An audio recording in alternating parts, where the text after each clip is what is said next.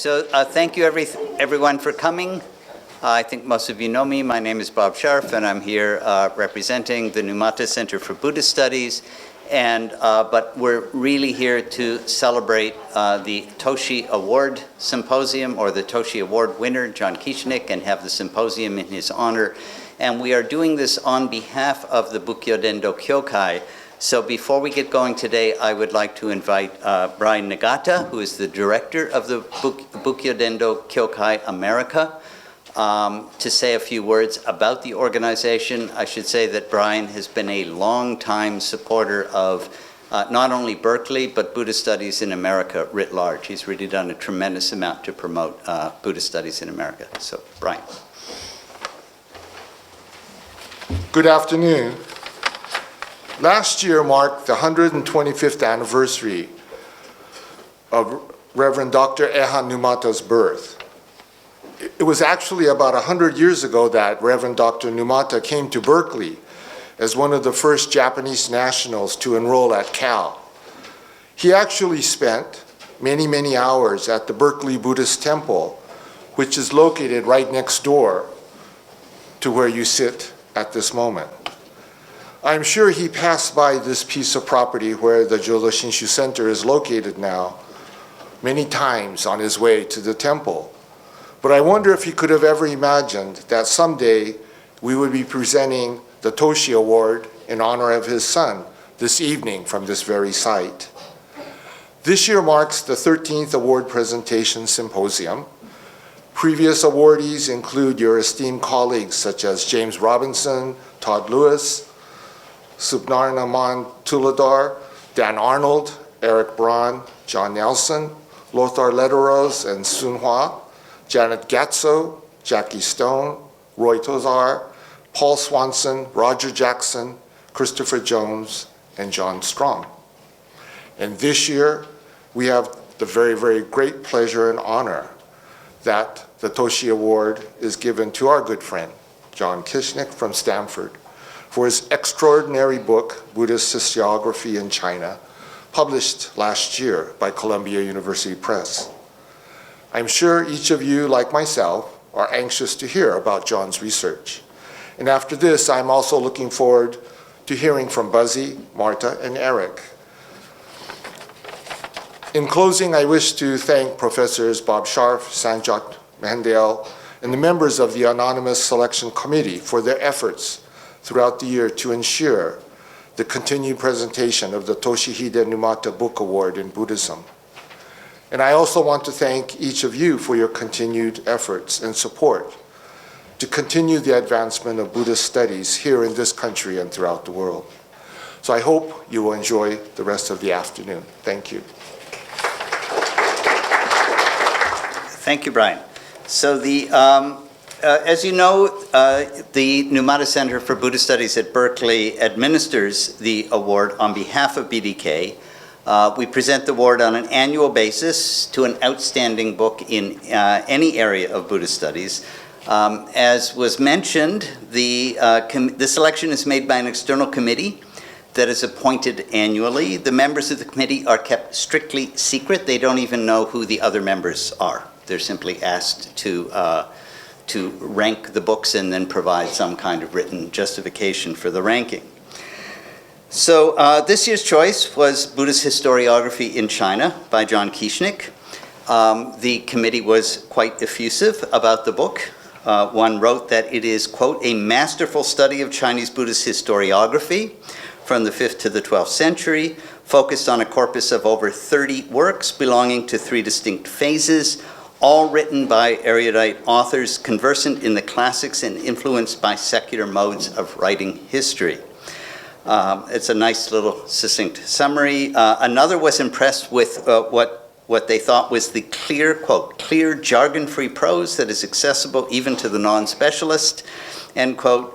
One writes that it is a thought-provoking read and relevant source for anyone in Buddhist studies interested in history and historiography that will have a profound impact on the field at large. So I'm going to say a few more words about the book when I introduce John in just a second. But first, I'd like to ask John to come up, and Brian is going to make the formal presentation of the award.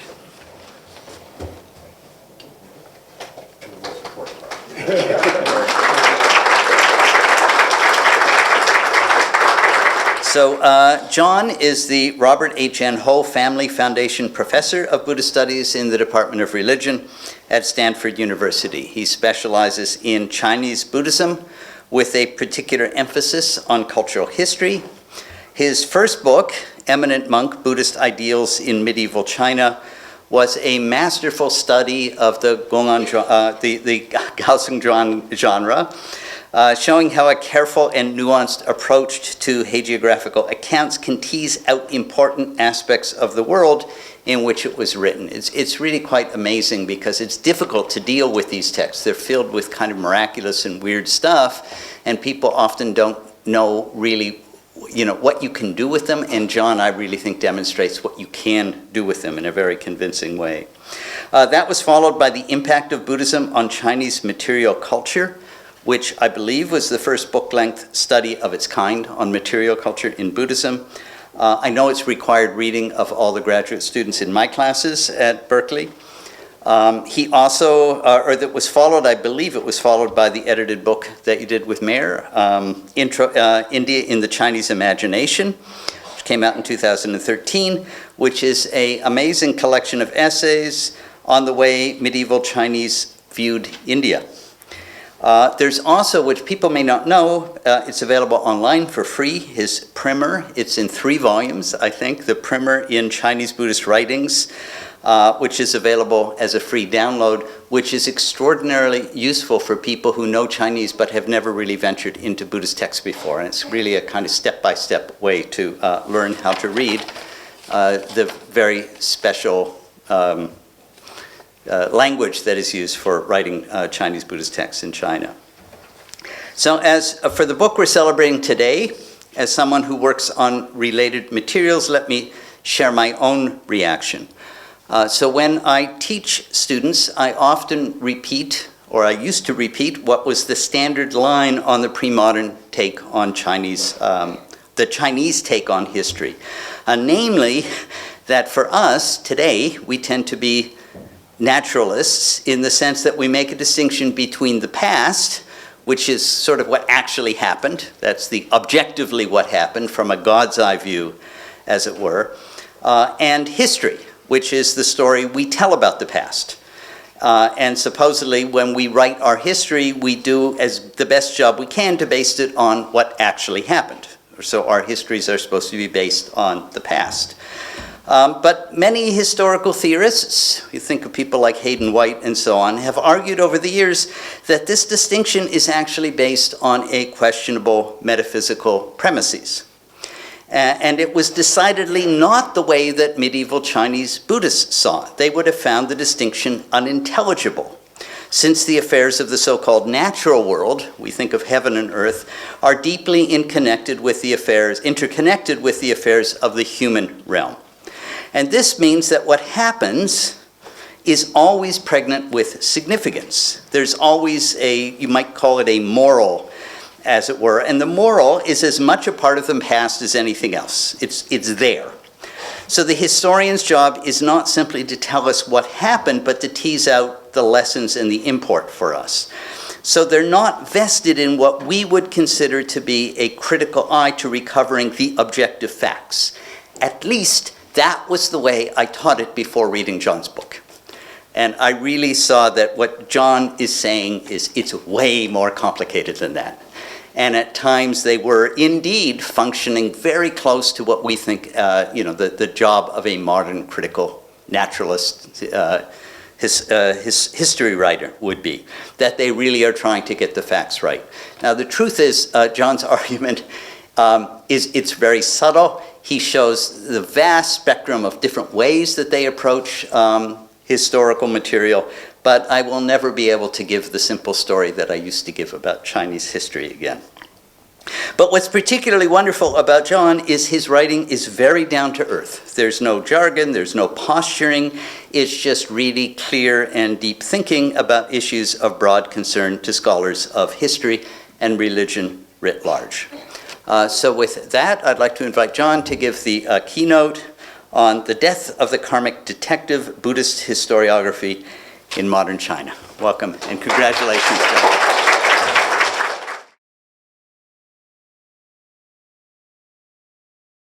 Okay, thanks, Bob. That's the most affirmation I've ever received, I think, today, and it's all making me a little bit nervous. So if it's all right with you, I think I'll store away some of that affirmation and save it up for rainy days ahead. In the meantime, I want to express my appreciation to Sanjot for her help with the logistics today, to the committee that took the trouble to read my ponderous book, to the Numata Center at Berkeley for overseeing the award, and most of all to the BDK for establishing the award in the first place.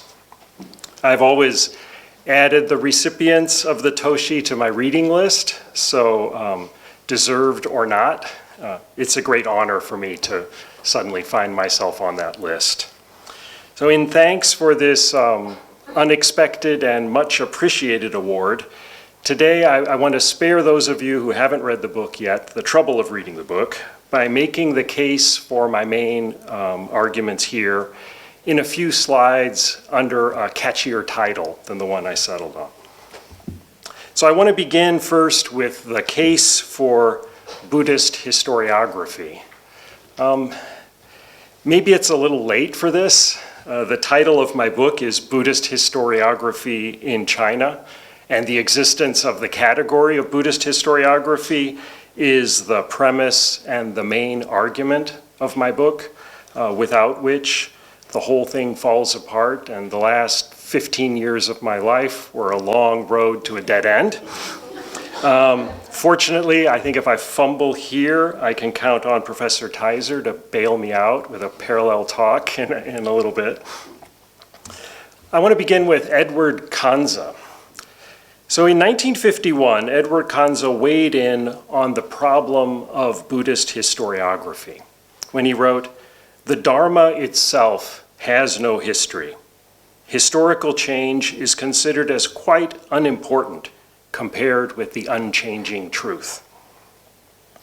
Now, I'm tempted to stop my talk on this slide and just open up the floor for discussion, because I feel like there's enough knowledge of the full sweep of Buddhism, past and present, in this room to spend, the next hour reflecting on these two lines alone. Kanza isn't the perfect straw man for me in my attempt to champion the study of Buddhist historiography. I think even if we just reduce him to these two lines, the Dharma itself has no history. Historical change is considered as quite unimportant compared with the unchanging truth. He's not saying that Buddhism has no history. He's saying that traditionally, Buddhists did not believe that the Dharma had a history. So Kanza was looking for that unchanging essence that's in the title of the book this quotation comes from, and that's immediately contradicted by the last word of his title, development.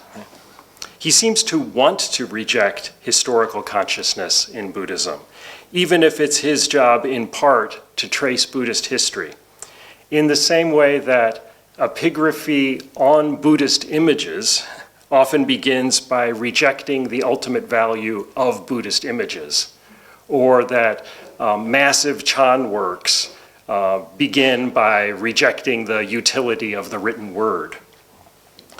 Kanza implies here that his point isn't that Buddhists of the distant past did not recognize historical change, it's just that they didn't think it mattered. But I imagine those in this room familiar with Jan Natier's work, with Buddhist notions of cyclical time and the discourse on the decline of the Dharma, would quickly question one part of Kanza's quotation. In fact, the Dharma clearly does have a history, perhaps not in its essence, but certainly in its manifestation in the world. Linked to a Buddha, the Dharma is discovered, it flourishes, and then it declines. It changes over time. One definition of what makes history, history. So in my imagined discussion of the quote, After hearing someone in the audience raise this objection to Kanza, I can imagine someone else coming to Kanza's defense to counter that we're still missing the thrust of his argument and not treating poor Edward Kanza fairly. Yes, Buddhism has a history. Buddhists are aware of that history, but that history is cyclical and hence insignificant.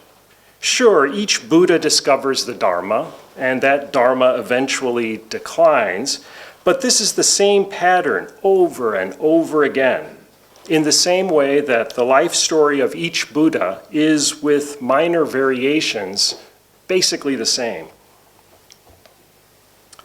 If we turn to L.S. Pereira, Pereira, in the quote that I'm about to read, is writing on an obvious source for Buddhist historiography, Ceylonese Chronicles.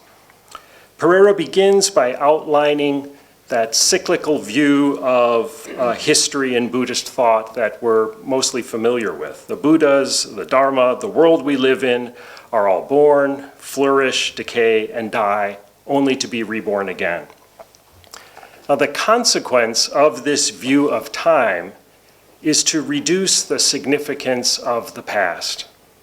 So Pereira writes, "This cyclical conception of history is but a reflection of their background philosophy, that is, the philosophy of Buddhist writers, which places the ultimate reality and the goal of life outside the succession of births and rebirths, or what would today be called the process of history. History itself was of little significance, therefore, except as a means to an end. If the major events of time simply repeat in a cycle, then once you have charted that cycle, there's really little left to do. Once that toy train of history has gone around the tracks once, how long can it hold our interest, circling around and around to no discernible purpose? Now, cyclical time and its relation to historiography isn't just a problem for scholars of Buddhism. Discussion of the problem of cyclical time is common as well in research on early Western historiography, particularly in a religious context. One-time professor at Berkeley, C.A. Petridis, was not the first or the last to comment on cyclical time in the West, but he does have the best book title on the topic, The Phoenix and the Ladder. You know, why couldn't I have come up with something like that? The phoenix, that bird that dies in flames only to be reborn anew, represented for Petridis the cyclical view of time of the Greeks and Romans. Petridis's book traces the shift from this view, this cyclical view of the Greeks and Romans, to the finite view of time of Jews and Christians, represented by the ladder. History came slowly to have meaning only because it was going somewhere, up, like a ladder taking us rung by rung to a more elevated plane, a final destination. In contrast, in the cyclical view of history, however dramatic the rise of the phoenix from the flames, that cyclical nature of time robbed any given event or any moment of real individuality and hence significance. For the Greeks and Romans, in this argument, in the grand scheme of things, history was, for those in the know, boring. Ultimately, the details of the past just don't matter. But more or less at the time when Petridis was writing The Phoenix and the Ladder, no less than one of the greatest historians of historiography, one of my scholarly heroes, Arnaldo Momigliano, pointed out reasonably that notions of time are hardly uniform in the ancient world. In particular, the views expressed on cyclical time by Greek philosophers were not necessarily shared by Greek historians. Momigliano wrote, "If one wants to understand something about Greek historians and the real differences between them and biblical historians, The first precaution is to beware of the cyclical notion of time. So similarly, while it might be productive to explore the implications of Sarvastivadin analysis of time for history, which is probably all that Bob Scharf has been thinking about since I first started speaking, philosophical positions often fall by the wayside when a historian starts to narrate the past. And moreover, historiography takes many different forms, finding expression in a variety of genres that intersect with philosophical writings or don't intersect with philosophical writings in interesting ways. So once we set aside philosophical discussions of the nature of time, also when we stop equating history with sober, dispassionate chronicles and look simply for writings that discuss the past, then we see history everywhere in Buddhist writings of all sorts. Moreover, in the passage I opened with, and when Kanza wrote 10 years later, more or less the same thing, to the modern historian, Buddhism is a phenomenon which must exasperate him at every point, and we can only say in extenuation that this religion was not founded for the benefit of historians. But when he said this, he wasn't so much commenting on Buddhism in general as he was commenting on Buddhism in India. I don't know what religion was founded for the benefit of historians. If you know of one, sign me up. But it is true that for Indian Buddhism, with rare exceptions, we don't have the sorts of texts that we're accustomed to calling histories. Chronicles, collections of biographies, and so on. The absence of easily recognizable historical genres and vocabulary in Indian Buddhism is precisely the reason that I think eventually the big methodological breakthroughs in Buddhist historiography are actually most likely to come from scholars working on South Asia, South Asian Buddhism. They're forced to find history in unlikely places. Scholars of South Asian Buddhist historiography are forced to be creative, to look to sutras, to the Vinaya, to look to memory in material culture and in ritual. In contrast, those working on, say, Tibet and East Asia don't have to be especially methodologically sophisticated to find Buddhist historiography. Buddhist historians in Tibet, China, Korea, and Japan were not overly preoccupied with cyclical time, though most of them would, at a grand level of abstraction, accept it. But they were interested in the sorts of historical problems that preoccupy historians of all ilks: chronological accuracy, influence and causation, the adjudication of conflicting sources, and so on. So in Tibet and East Asia, it's not hard to find evidence for historical consciousness. Specifically, the idea that Buddhist writers weren't just telling stories intended to convey moral lessons. They were, more often than not, attempting to accurately reconstruct the past. Pre-modern Buddhist historians drawn to history often interrupt perfectly good stories to inform us that a particular date is disputed, or that another source gives a different place name or a different person's name in an individual story. Often in cases in which the date or the alternative source add nothing to the lesson of the story, or even to the entertainment value of the story. Historians, truth be told, aren't necessarily particularly good storytellers. This is one feature that distinguishes elite traditional historiography from popular Buddhist literature. The historians had no problem drifting off topic to discuss sources, dates, the etymology of people and place names, and all sorts of other minutiae. And I'm as guilty of this as they are in my own writing.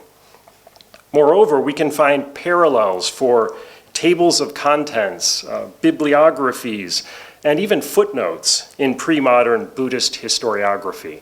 It's all very familiar.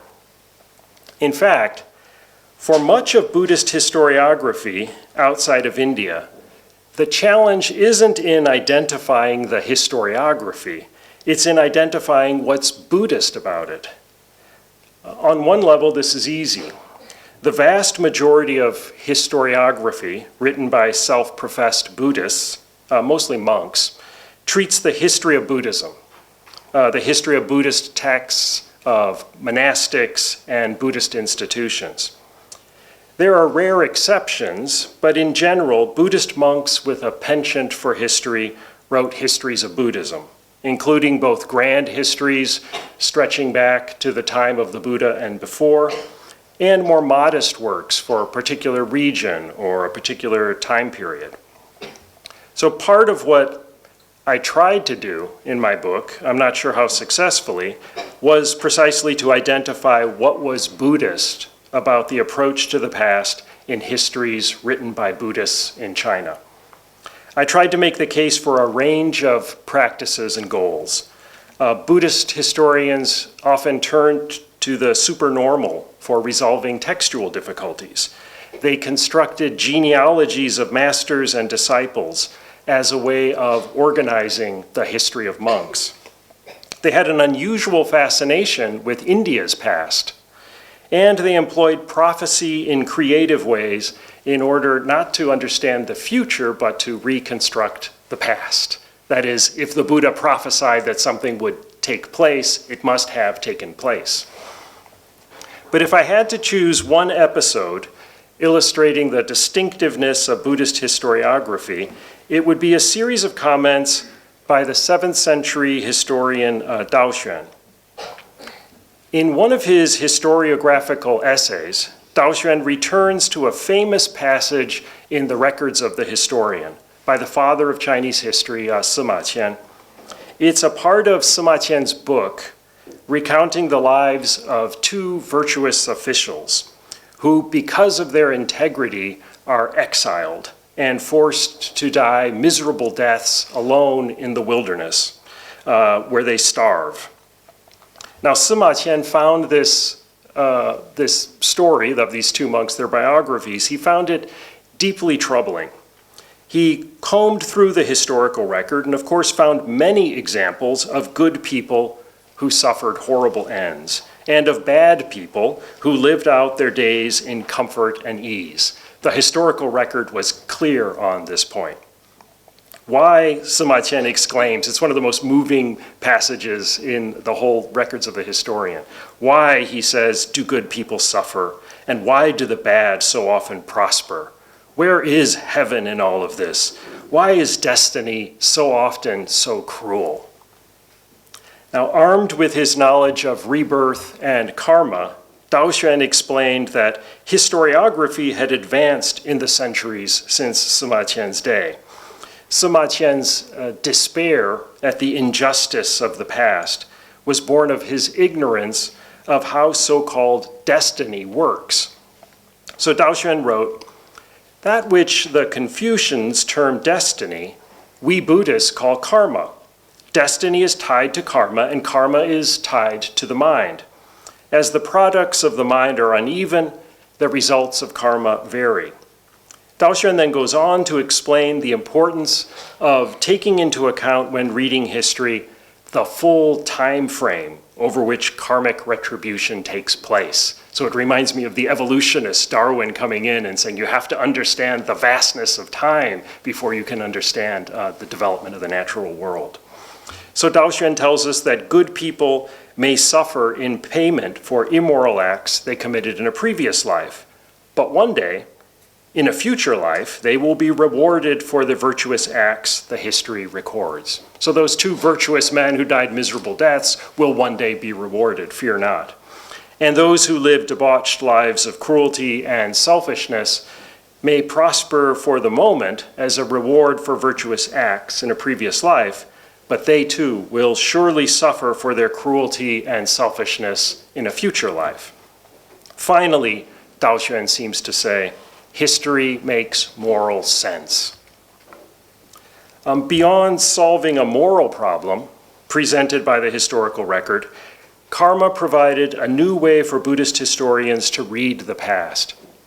Since karma is fundamentally a historical doctrine, a natural law that can only be observed over time, and often only over vast stretches of time, Buddhist historians believed that through careful analysis and wide reading, it was possible to trace the workings of karma through time. Detecting these karmic traces, linking cause to result, wasn't easy. It required erudition, it required mastery of the historical record, and also a keen eye for detail. So in service to this project, Buddhist historians unearthed stories of children who, closer to their previous birth than the rest of us, on rare occasions can remember fragments from their previous lives, clues to karma at work. Buddhist historians collected stories of those who died temporarily and returned to the living with accounts of karmic punishments meted out to known historical figures. They speculated on the previous incarnations of famous men and suggested the karmic reasons even for the rise and decline of dynasties. Now, the bulk of my book was an attempt, as best I could, to isolate the tools Buddhist historians in China used. These Buddhist historians, or karmic detectives, applied the lessons of Buddhist doctrine to their craft. These included more than just the application of the doctrine of karma to understanding history. For today, I'm using the phrase karmic detective to represent everything that made the pre-modern Buddhist historians' work not just history, but distinctively Buddhist history. The last chapter of the book turned to the modern period, when just about everything I wrote about in the previous chapters faded in the space of a few decades to be replaced by modern academic historiography. 20th century Chinese Buddhist historiography is fascinating for many reasons. It continues to surprise me that in the midst of the chaos of war, economic collapse, reform, and revolution, some monks turn to the writing of history for comfort and meaning. Moreover, as we'll see in a moment, some Buddhist historians developed novel ideas about what it might mean to be a Buddhist historian in the modern world. But for me, in the context of this project, what first attracted me to modern Buddhist historians was what is missing. Just as Indian Buddhist historiography is especially intriguing for its absences, where are the dates? Where are the chronicles? Where are the collections of biographies? In the same way, modern Chinese Buddhist historiography is revealing for what is missing, the parts of the tradition it left behind. And this push away from tradition and the pull towards something new, consider the extent to which Chinese Buddhist historiography had always been reactive. I chose this image for the cover of my book in an attempt to illustrate that more often than not, Buddhist historians in China were writing under the judgmental gaze of literati, in particular court historians. It was the court historians who set the agenda, who established the formats and laid out the ways to distinguish the elite scholar from the hack. In some cases, court historians and other literati read Buddhist histories, but even when they didn't, even when Buddhist historians seem to have been writing only for other Buddhists, aware that their work was destined for monastic libraries rather than imperial ones, you sense that they still hoped to draw in and impress those more prestigious historians writing their grand dynastic histories. We just saw an example of this with Dao Xuan, showing how, equipped with an understanding of karma, he could see the patterns of the past more clearly than even the father of Chinese historiography.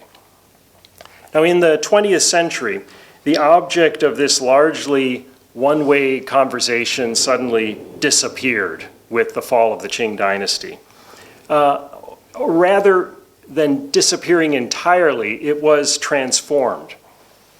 So in the early years of the Republic, Chinese historiography went through a radical transformation, led by men like these in this photograph. Now, not at court, but at the newly founded universities, in this case at Peking University.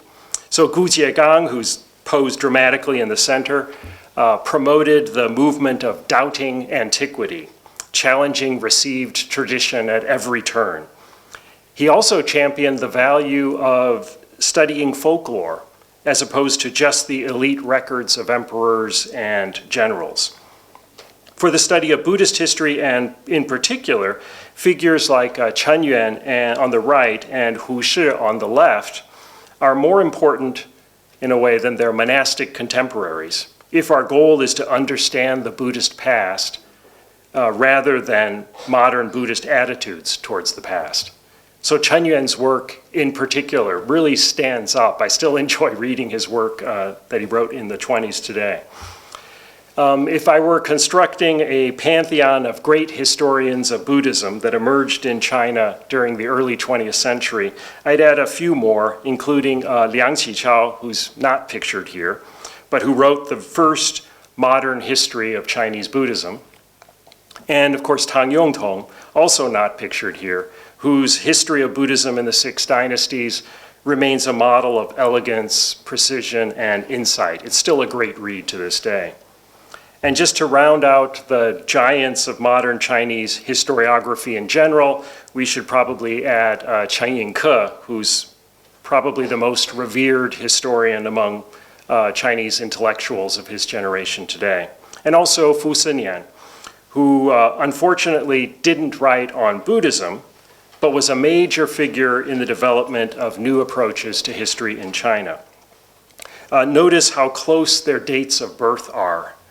So this was a generation of talented scholars with really no equal before or since.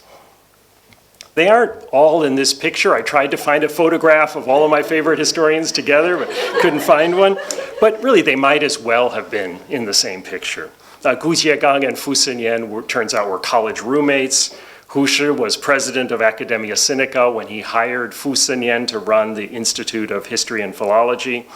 So these men, they studied at the same universities, they published in the same journals, they came from the same social background, all proud sons of stern, erudite fathers who trained them in the tradition. They all studied abroad. Hu Shi studied at Columbia with John Dewey, Tang Yongtong studied at Harvard, Fu Xinyan at Berlin University. And then returning from abroad and riled up with the latest historiographical theories, they attacked the Chinese tradition, questioning everything, and either voraciously gobbling up sources that previous generations of historians had ignored, or else reading conventional sources in unconventional ways. And some of them applied their erudition and energy to the history of Buddhism. And if you're interested in that topic, there's a recent PhD dissertation by a scholar named Peng Qinxin on Buddhist historiography in China that focuses specifically on that group of people in that photograph. But none of them were Buddhists. They might pride themselves on their knowledge of Buddhism, but their commitment to the truth claims of the religion was ambivalent at best. Liang Qichao once commented that ideally China should have no religion, but if it needed one, Buddhism with some modifications was probably the best of the available options. Chen Yuan insisted that he was a scholar of religion and not an adherent of any faith. He also wrote on Chinese Christianity and Islam and was irritated that people always thought he was a Muslim or a Christian or a Buddhist because of his work. Even Tang Yongtong, who was born in Huangmei County, the county where Chan Buddhism was born, really betrays no particular sympathy for Buddhism in his personal life. Hu Shi, on the other hand, expressed open contempt for Buddhism and frequently lamented the Indian influence on Chinese culture, India was at fault for instilling in China traditions of religious fanaticism and superstition that impeded reform and modernization. And all of these pernicious elements of Indian culture came to China with Buddhism. So in search of the remnants of the Buddhist historian, what I'm calling the karmic detective, I look instead to monks and to laymen. So today, I'm just going to focus on these two figures, these two monks, Taixu and his disciple Yin Shun. And if you put their lives together, because fortunately Yin Shun lived a really long life, you can cover the entire 20th century. And these two are most often evoked for their roles in championing Buddhist modernism, in particular the promotion of engaged Buddhism or humanistic Buddhism in Chinese parlance. That said, a number of scholars, notably Justin Ritzinger and Marcus Bingenheimer, have shown that they were much more complicated than that their writings covered much more than just reform and included as well historiography. So what I want to try to show today is that the karmic detective, the traditional Buddhist historian, disappeared somewhere in between these two men. Now, both because of their status as monastics and because of the humble social status of their families, monks like Taixu and Yin Shun did not have access to that wonderful cosmopolitan world of the academic historians I showed you in that other more stylish slide. These two men didn't have erudite fathers to insist on a classical education or fund trips abroad. Neither had the opportunity to study foreign languages or attend Western universities. They published in small Buddhist journals for a small Buddhist audience, and they were never invited to lecture at the famous new universities. Taixu was the orphaned son of a small-town construction worker raised on the edge of poverty, received an erratic education as a child, primarily from his opium-addict uncle. And in any event, Taixu isn't known as a historian. He's known as a tireless reformer and advocate for Buddhist causes. But he wrote some historical works, picking up his sources and his methodologies as best he could. As an illustration of this gap between a monk like Taixu and the academic historians, consider Taixu's relationship with Fu Xinyan. So while Fu Xinyan was busy shaking up the Chinese historiographical world with insights from his studies of Ranke and other critical historians in Berlin, in search of new ideas, Taixu had to settle for a Chinese translation of a popular English work, H.G. Wells' Brief History of the World. Taixu wrote a review of the Brief History of the World, a book that impressed and excited him, and he was especially taken with Wells' characterization of China and how Chinese history fit into the history of the world. But ironically, back before this, when H.G. Wells was writing that Brief History of the World, when he got to the section on Chinese history, he consulted a young Chinese historian who happened to be in London, and that's Fu Xinyan. So he consulted Fu Xinyan for the writing of his section on China. In other words, rather than reading Fu Xinyan's works in Chinese or visiting Fu Xinyan at his office across the street, Taixu had to absorb Fu's ideas by chance, mediated through a translated work by an English author. So this episode captures the dynamics of the time. Chinese Buddhist monks who wrote history lived apart from the academics, arguing amongst themselves and publishing in their own journals and publishing houses. Nonetheless, as that encounter also illustrates, ideas from the new historians filtered through in one way or another. Now, the gap between the historiographical trends among the new generation of academic historians teaching and writing in universities and monks writing Buddhist history in their monasteries was not just the product of their social estrangement or even differences in their access to resources, though both were significant. The differences ran deeper. The constraints of faith did not allow monastic historians the freedom to pursue the same paths of scholarship that their academic counterparts did. Unlike Gu Jiegang, who proved his worth by suggesting that some of the Chinese classics were forgeries, monks were not eager to dismantle the golden age of Buddhism or the sacred biographies of Buddhist figures. The stakes were far too high to challenge, for example, the existence of the Buddha, as Gu Jiegang had done for the Yellow Emperor, or even to probe the sources for the oldest strata of Buddhist history with the same sort of rigor that a Gu Jiegang gleefully applied to ancient Chinese culture heroes. These Chinese monks were not drawn to challenge the authenticity of foundational scriptures, the way that the modernist historians were eager to shock their fathers by challenging the Chinese classics. For historians writing as Buddhists, old problems that had once preoccupied the karmic detectives, like refuting the story that Lao Tzu created Buddhism, or dating the periods of the decline of the Dharma, all of these paled in the face of an array of new challenges created by academic scholars at home and abroad, as well as from the encounter with thriving Buddhist traditions in other parts of Asia. To give a sense of the new problems monk historians faced, I want to focus briefly on two problems: how to write a world history of Buddhism, and also the Bodhidharma quandary. Perhaps it was with Wells in mind that Taixu was inspired to compose a brief history of Buddhism, beginning by noting that though there are millions of Buddhists in the world, there is as yet no complete history that records events marking the rise and decline, the ebb and flow of Buddhism, that conveys the spirit of its import. Is this not a great pity? So previously, there had been grand Chinese historical collections, the Fozu Tongji, the Shimen Zhengtong.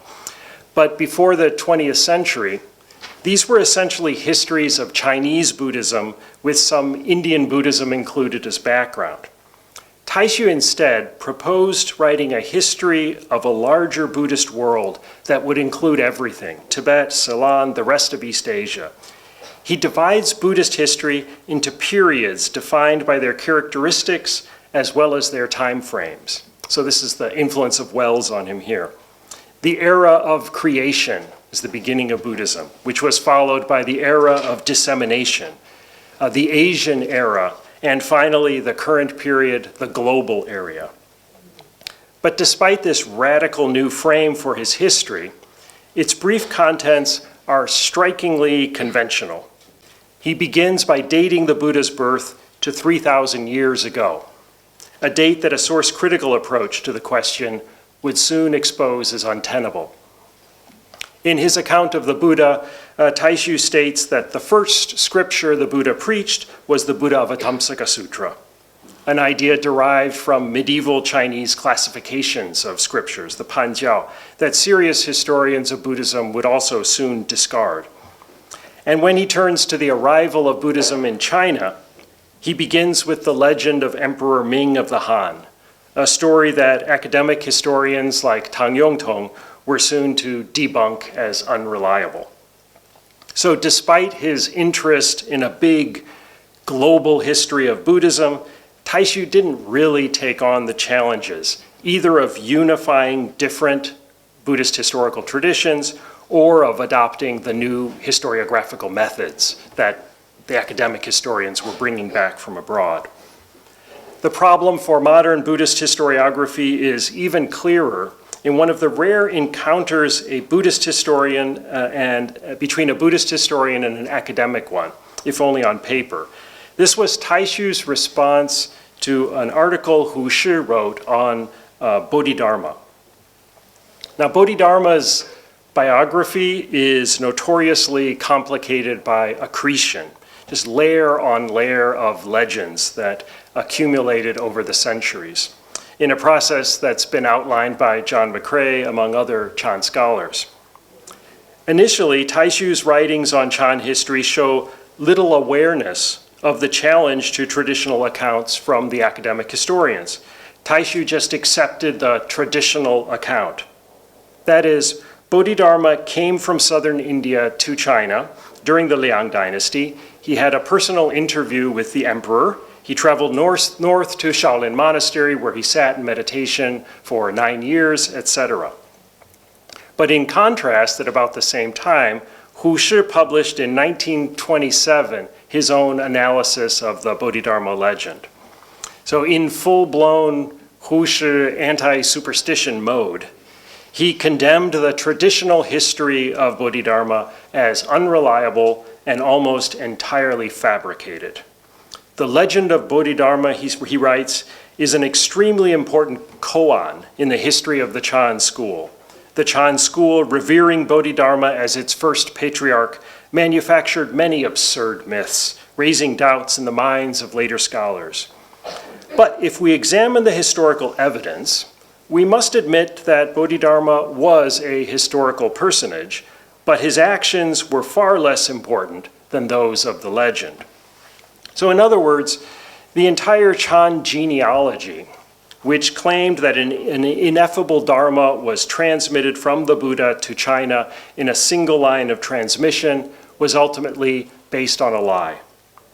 Others in the tradition had centuries earlier noted some of the discrepancies in Bodhidharma's biography. So Hu Shi's greatest innovation really, I think, is at the end, when he says, his actions were far less important than those of the legend. So this is now dogma, not just for the study of Bodhidharma, but today for the study of hagiography in general. More often than not, what matters historically is the legend, and not whatever kernel of truth may lie at its origin.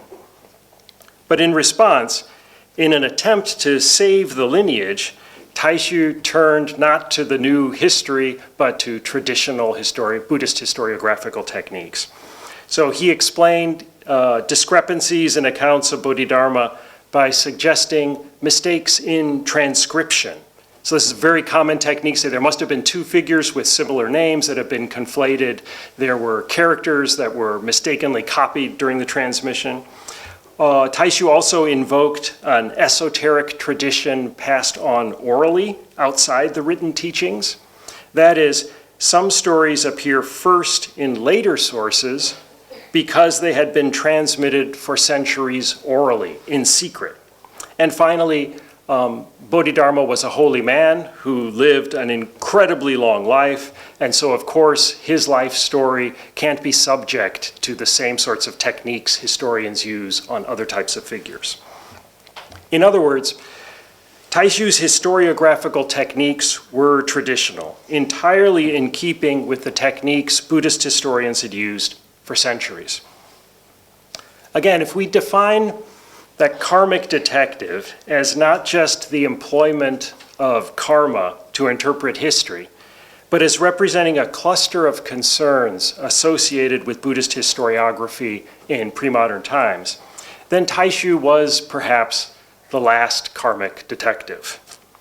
We can begin to see the transformation to a different type of history in Taishu's later writings, but the change is clearest in the writings of Taishu's greatest disciple, Yin Shun. As part of his project to unite all Buddhists in one grand global history of Buddhism, Taishu asked his disciple Yin Shun to sort out the troubling problem of the dates of the Buddha for him. So the dutiful disciple Yin Shun went away, spent years working on the canon, exploring all the possibilities. And this problem of the date of the Buddha had been a major issue in Chinese Buddhist historiography, related to both attempts to calculate the dates for the decline of the Dharma. So the Dharma will decline based on prophecies the Buddha made, but in order to date that, you need to know when the Buddha passed into nirvana to know where you are. And also, Buddhist historians were keen to refute the legend that Lao Tzu had founded Buddhism, proposed by their Taoist rivals at court. That is, if they could demonstrate the Buddha lived before Lao Tzu, then Lao Tzu cannot have possibly founded Buddhism. But by the 20th century, Chinese Buddhists had long since settled on the date of 949 BCE for the Buddha's nirvana. But of course, Buddhists elsewhere followed different traditional dates for the Buddha. So this is why Taixu wanted a single convincing date that all could agree on. In short, this was part of Taixu's dream of creating a global history of Buddhism that Buddhists all over the world could identify with. In 1950, Yin Xuan finally published the results of his research, carried out in the midst of what must have been enormously stressful and terrifying circumstances as he fled to Hong Kong before eventually relocating to Taiwan. So this is one of those instances where right in the middle, the whole country is falling apart, the future of Buddhist monasticism is at risk, and during that period of fleeing from China to Hong Kong, that's when Yin Xuan focused on the dates of the Buddha's birth and nirvana. In the end, Yin Xuan settled on the remarkably recent date of 390 BC, roughly what scholars now call the short chronology. Just as interesting as the novel date, though, are the techniques that he used to get there. So despite his social isolation from modern Chinese historians, and the ones I showed in that photograph earlier, Yin Xuan left no space for discussion of the night sky at the time of the Buddha's birth and death. So this was the standard technique that Buddhist historians in China had used by poring over ancient Chinese astronomical records to look for a moment when the night sky matched what scripture said the night sky was when the Buddha was born and when he passed into nirvana. Yin Xuan ignored all of that. He used no Chinese apocryphal texts. These are texts that claim to have noted the birth of the Buddha by Chinese in ancient times, but were in fact composed much later. Yin Xuan made no recourse to prophecy. And maybe most radical of all, he was willing to challenge the authenticity of all sorts of texts, including even texts that had been composed in India. And as far as I know, he was the first person to dare to do this. So it's hard to place Yin Xuan in the context of modern scholarship on Indian Buddhism, since he didn't consult the works of academic historians, and he never learned Indic languages. He basically devoted his entire life to working on his own on the Chinese Buddhist canon. Nonetheless, his approach is otherwise entirely in keeping with that of scholars in Japan, in America, and Europe. And very briefly, his approach to the Bodhidharma problem was also roughly equivalent. So unlike Taixu, who had tried to preserve that legend of Bodhidharma, Yin Xuan, in a monograph he published on Chan history, was ready to abandon all of the legendary accounts. So at one point he notes, "The greater Bodhidharma's fame in China, the more texts were attributed to him. In the Taoist canon, there is the secret of the marvelous use of the inner mind of the great master Bodhidharma who lives in the world but left his form behind in one fascicle." Yet Taoists never kind of got the hang of the short, catchy title.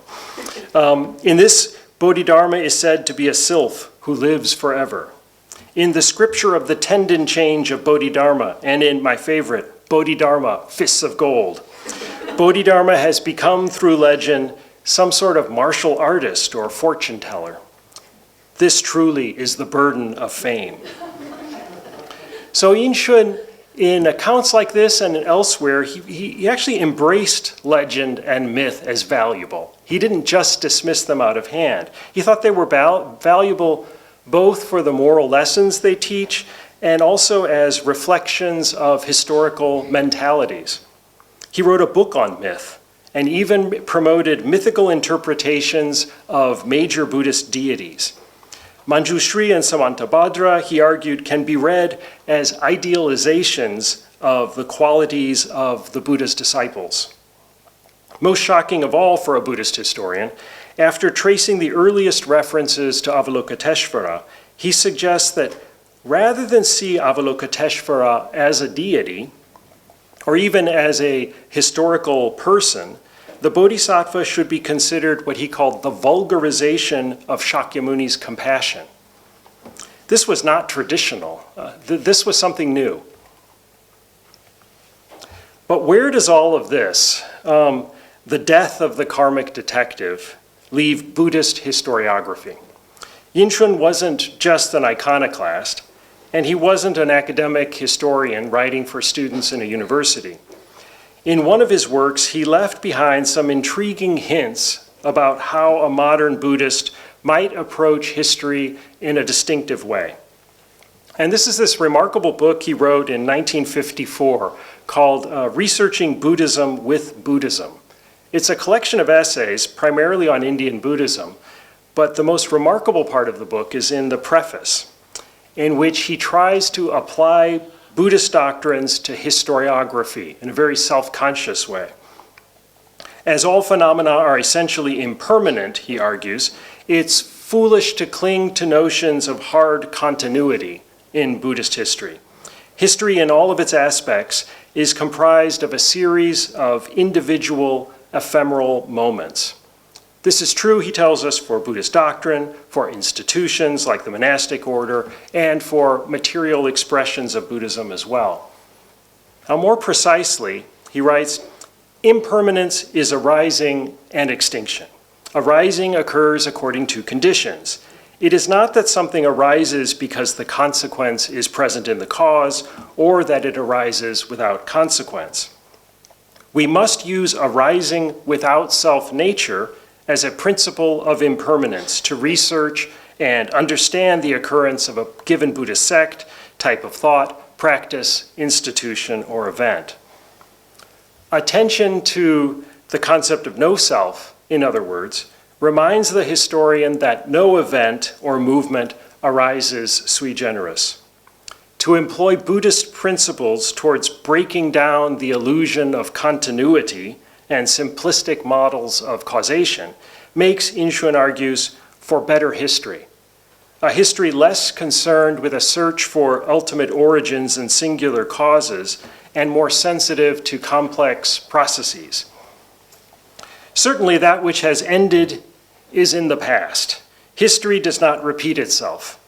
But the truth of history is that in the transformation of causes and conditions, the past always exerts an integral influence on the future. So here he's not only rejecting cyclical history, but insisting that we look deep into history to uncover the chain of causes that leads to a given event, idea, or figure. Moreover, Buddhist notions of perception and cognition inform Yin Shun's ideal historian. According to the position of Buddhist doctrine, cognition is a faculty formed through the conditioned interaction of the knowable and the act of knowing. There is no act of cognition that is purely objective and divorced from the subjective.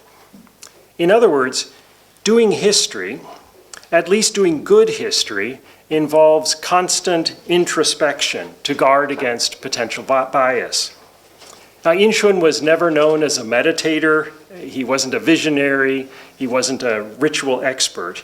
He instead saw historical scholarship as his primary method of self-cultivation. Unfortunately, Yin Shun doesn't really follow up his brief manifesto with a sustained attempt to approach Buddhist history through Buddhist doctrine, but he does suggest for us some interesting possibilities. The kernel of an idea that could contribute to maybe not just Buddhist historiography, but historiography more general. Subsequent Buddhist historians also haven't yet followed in his footsteps, choosing instead to contribute to Buddhist historiography really squarely within the parameters of the modern academic history. But Yin Shun left open the possibility for Buddhist historians, and maybe even for historians more generally, to draw on distinctively Buddhist ideas when attempting to understand the past and its meaning for the present. This is a more ambitious project than mine. There is a more ambitious project than mine out there that would examine, not like I did, the way that Buddhist historians wrote about the past, but instead how Buddhist philosophical and scholastic writings on causation, on the nature of time and no self, might provide insights into how we should approach history of all sorts. So in short then, the karmic detective is dead. Long live the karmic detective. Thank you. Okay, so our first, let me just introduce the first two speakers now. There's Buzzy Tizer from Princeton, who's going to be talking about what counts as Buddhist historiography and why does it matter. And that's going to be followed by Marta Serenci from École Pratique and the LMU in Munich, who is talking on the dawn of Tibetan historiography on early Dharma's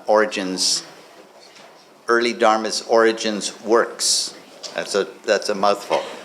Okay, Buzzy, thank you very much for coming. Thank you very much. I'll say my thank yous quickly because I want to jump to this wonderful book that we're honoring and discussing today. I do have a handout. I think it was at the door. I'm not going to be explaining it or delving into its details. It's really there for a take-home study rather than for use during my talk. I'll refer to it briefly in the middle. My talk is entitled What Counts as Buddhist Historiography and Why Does It Matter? I want to thank Sanjot Mehendale, Bob Scharf, Brian Nagata, and really all of the organizations who sponsor this institution of the Toshi Prize, so Berkeley Buddhist Studies, IBS, BDK Numata, and the broader Northern California Buddhist Studies community. With Buddhist historiography in China, John Kieschnick brings his characteristic discernment, capaciousness, and elegant prose to almost 2,000 years of Chinese writing about the Buddhist past. The book is ambitious. It covers the 6th through 20th century and analyzes the genres of biography, history, catalog, genealogy, and modern treatments, some of those combining different subgenres. John's insights are new, profound, and far-reaching, and I believe that the book will be a landmark for generations. So if you are thinking about more affirmation, John, here's still more affirmation to file. John defines historiography to include several overlapping enterprises: the writing of the past, a vision of the past, and, quote, overt statements of Buddhist scholarly principles in the study of history, unquote. Since the Han Dynasty, as he shows, Chinese authors compiled primary sources about Buddhism, and from then until now, historians have rearranged, rewritten, and judged those accounts. In recent years, most of the sustained reflection on the writing of Chinese Buddhist history has focused on specific genres, biography proving the most fecund, and John's 1997 monograph was an important contribution to that genre of study. The most significant insights of John's book, however, Buddhist Historiography in China, pertain not to one genre or another, but rather to the Chinese Buddhist historiographical project as a whole, a field that actually remains sparsely populated in the scholarship. Perhaps the closest analog to John's project is Helvig Schmidt-Glinzer's monograph on Sung Dynasty histories from 1982, which treats sectarian trends, the annals biography style, institutional compendia, and state sponsorship.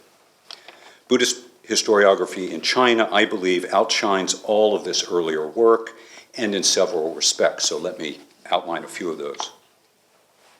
One of John's important contributions is his comprehensive periodization of the rise and fall of genres over the long arc of history writing.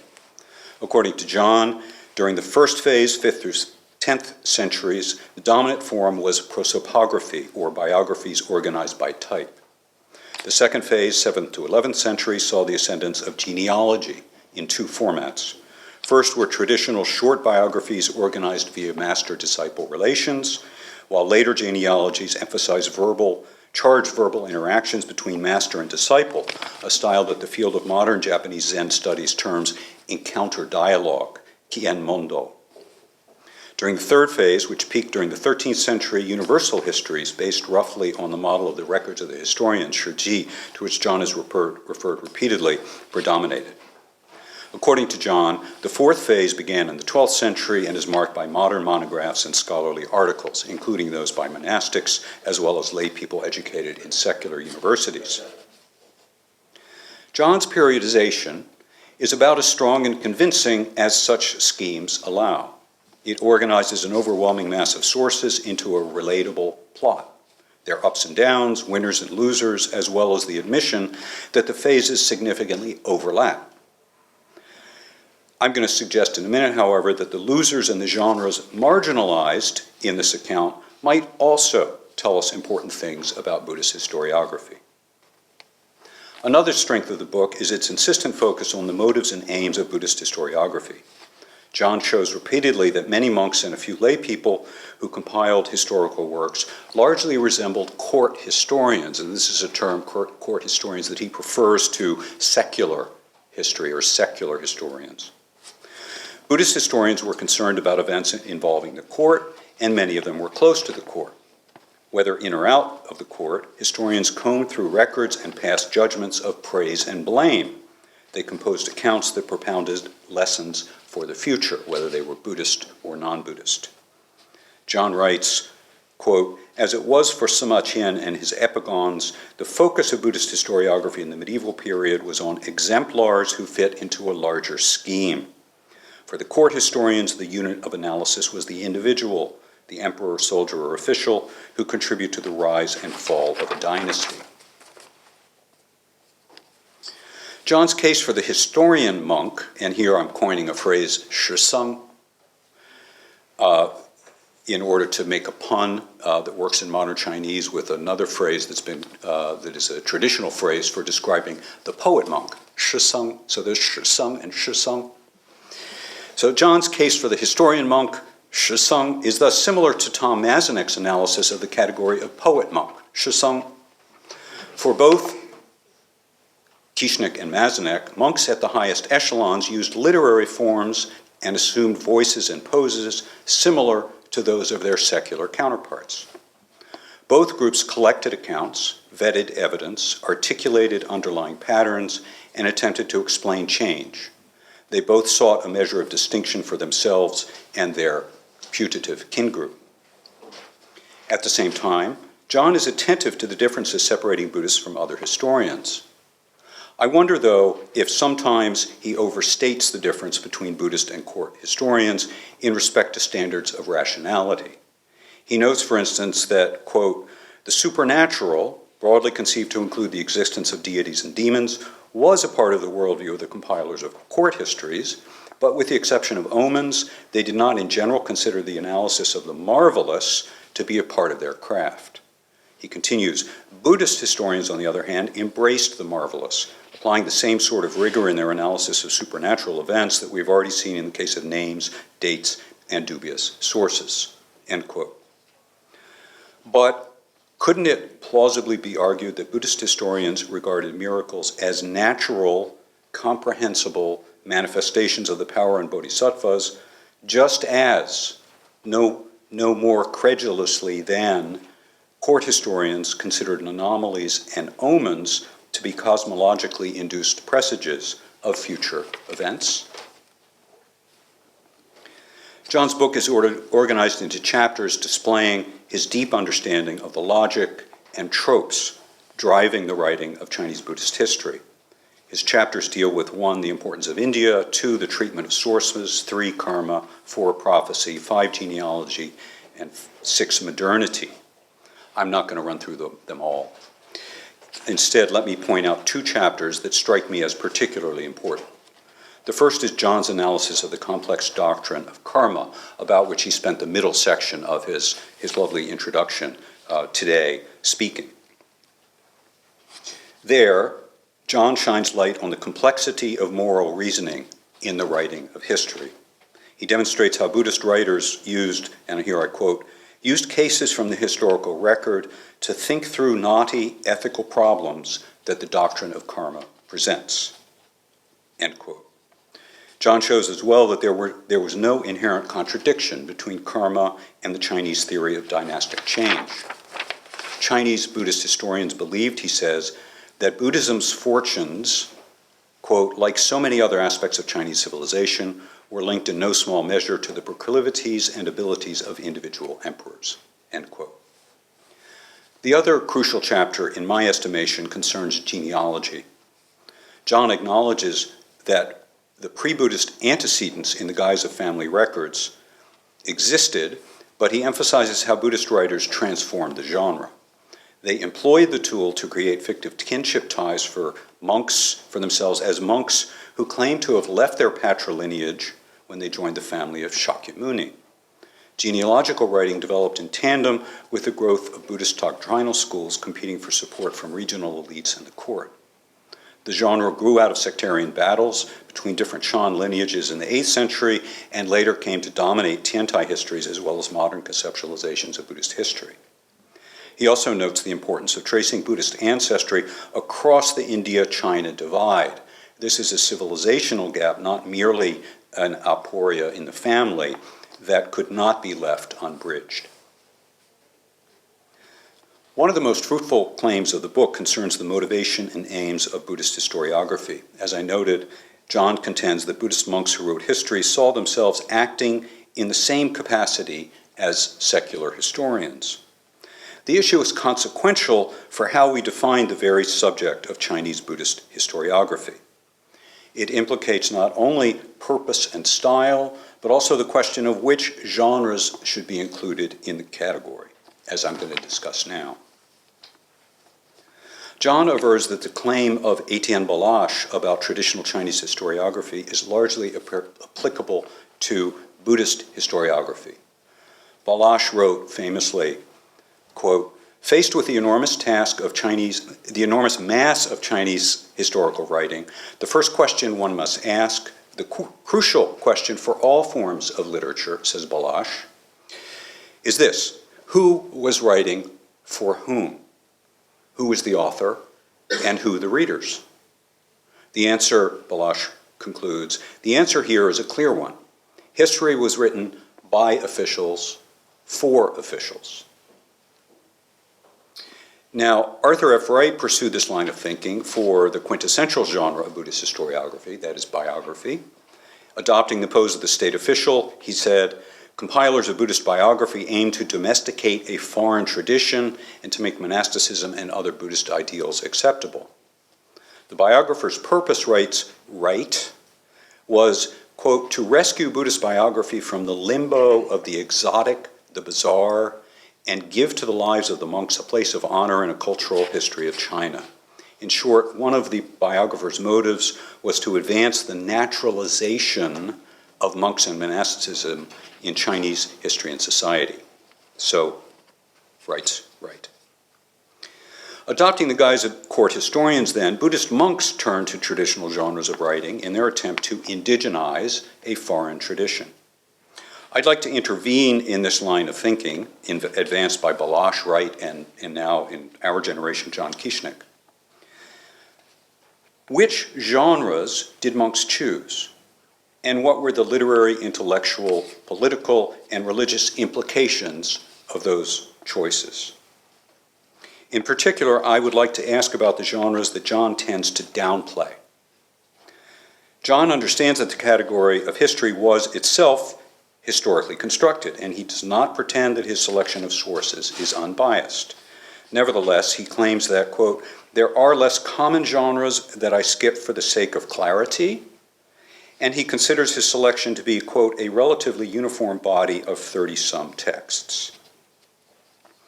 So I want to ask, what is the price of this clarity? John preserves an untroubled narrative in the main body of the text by consigning important sources on the question of what counts as historiography to a long endnote, which no one could spend their time going through and still come up with a book of this beauty and breadth. It's on page 219. There, in this long endnote, he admits, quote, "in medieval Buddhist bibliographies, most of the works I discuss in this book were lumped together with other Buddhist works composed in China, right, including doctrinal, apologetic, and ritual texts." So let's probe for a few minutes the individual components of that agglomeration, all those other sources lumped together into one category in the original sources, asking what the historical record reveals about the ups and downs of the category of Buddhist historiography. To get at the flux of genres, I'd like to focus on the influential listing of historiographical works contained in the Kaiyuan canon, the Kaiyuan catalog, which was offered to the court in the year 730 by the monk Zhisheng. This is what's reproduced on your handout. I'm simply going to summarize the results, my own analysis of that long list. For a variety of reasons, Zhisheng's opus would later become the most consequential definition of the Chinese Buddhist canon. The Kaiyuan catalog organizes canonical works into three divisions: Mahayana, Hinayana, each divided into the three baskets of Sutra, Vinaya, and Shastra, and then a third division, works written in China. In theory, the first two divisions, Mahayana, Hinayana, comprise Indian texts translated into Chinese by authoritative translators and their teams. The third division, by contrast, is entitled A Catalog of Collections and Biographies by Worthies and Sages Entered into the Canon. Zhisheng specifies that these works are Chinese compositions. They're valuable, he explains, because they help spread the liberating truth of Dharma. Zhisheng states, although they have all been written or compiled by worthies and virtuous ones from this quarter, that is from China, as opposed to the other two divisions of the canon, they benefit and carry forward the great Dharma. Zhisheng in this category enumerates 40 books created by Chinese authors. For ease of reference, I offer my own division of these 40 works into 10 different genres based on their content, titles, and patterns of arrangement in Zhisheng's catalog. Needless to say, my division and my genre titles are debatable.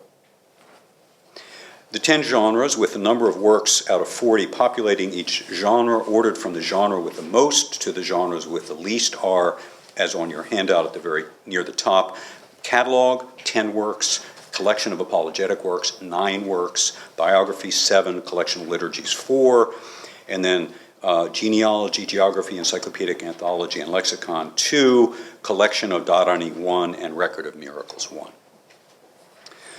Applying and extending John's insights to all of these genres would yield interesting results, but for reasons of economy, I'm going to concentrate now just on 4 genres that I think are somewhat underappreciated in Buddhist historiography in China, namely catalog, collection of apologetic works, encyclopedic anthology, and geography. Catalogs, the first genre, were more than simply bibliographies with information about textual history, translation, and length of individual works in the successive Buddhist canons.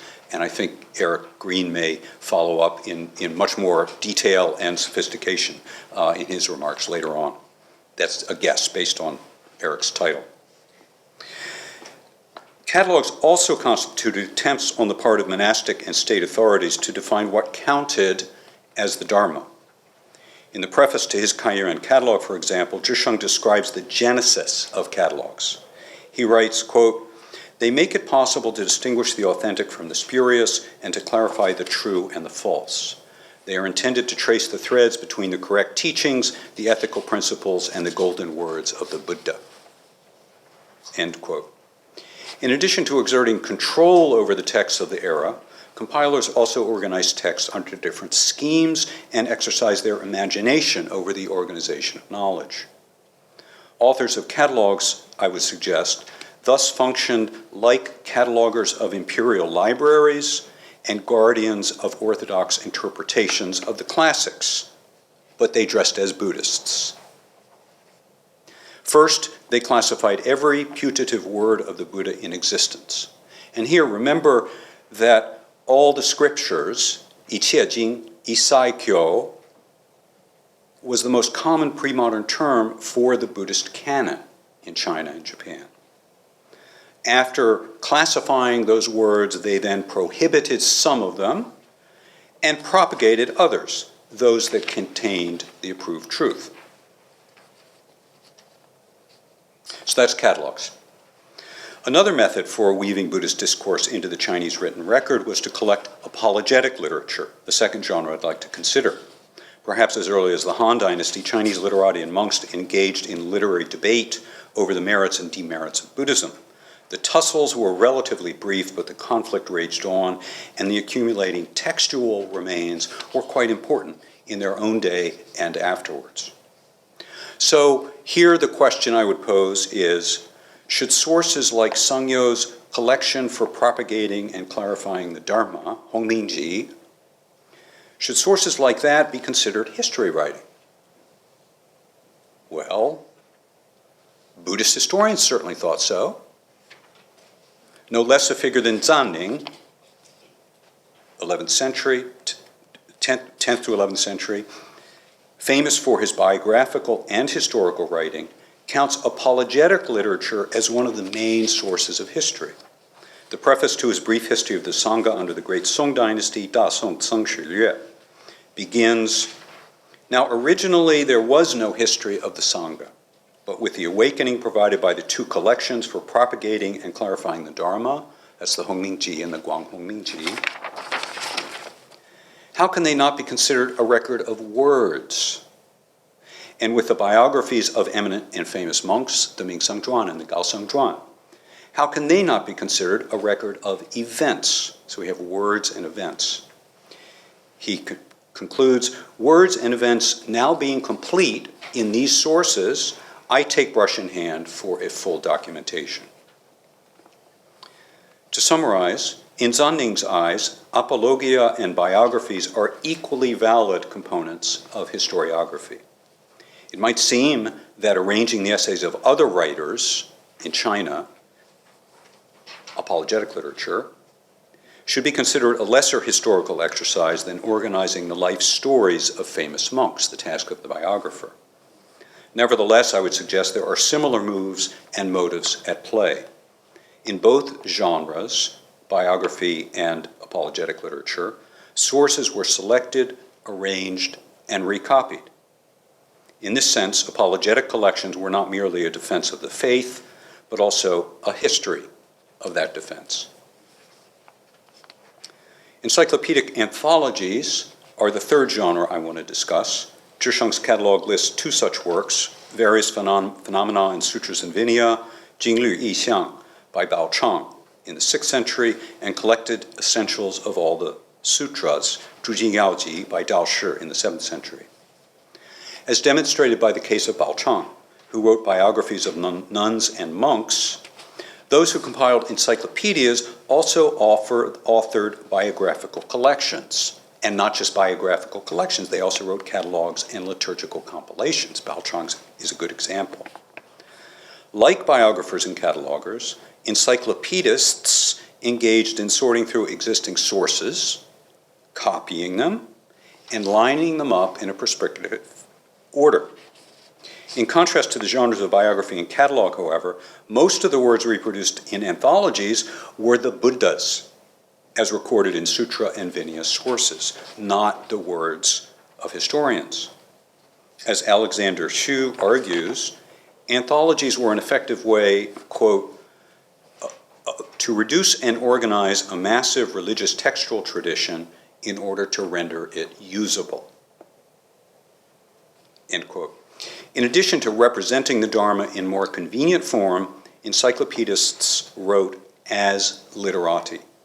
Selecting gems of writing was an aesthetic pursuit, allowing the compiler to both exercise and display his judgment. Buddhist encyclopedists were doing something similar to secular encyclopedists. The fourth genre to consider in Zhisheng's Kaiyuan catalog is perhaps the most internally diverse form of Chinese Buddhist historiography, geographical works, or gazetteers. Some geographies were conceived on a national scale and addressed to the court. So, for instance, Xuanzang in the 7th century submitted his records of the western regions for the Great Tang, Da Tang Xi Ji, in the year 646, and pushing the genre further in 650, 4 years later, Dao Xuan, who John has already quoted at length, mined Xuanzang's firsthand account, his firsthand narrative map of what he saw and heard about Buddhist India, for his own purposes. Dao Xuan produced his own chorography, Gazetteer of the Shakyas regions, Shijia Fangzhi. Daostrand could not deny China's peripheral position in relation to India, which was always the historical center of the Buddhist world. Nevertheless, Daostrand claimed China was now a more advantageous place for the practice of Buddhism.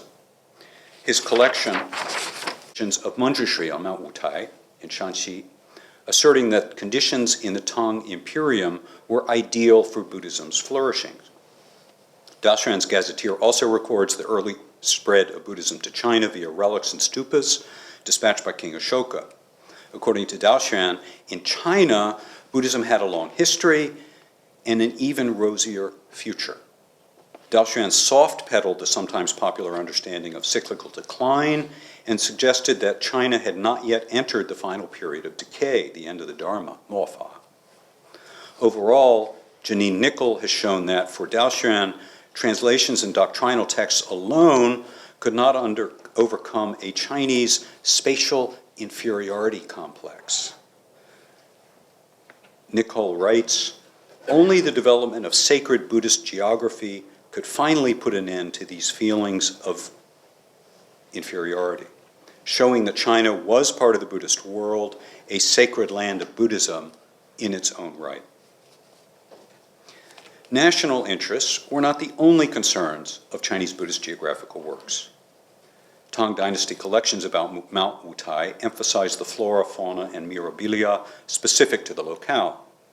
Other accounts of Buddhist places reveal debates between Buddhist and Taoist institutions over control of important pilgrimage centers. Later monographs on Buddhist mountains project an even stronger, what we might term a counter-hegemonic attitude.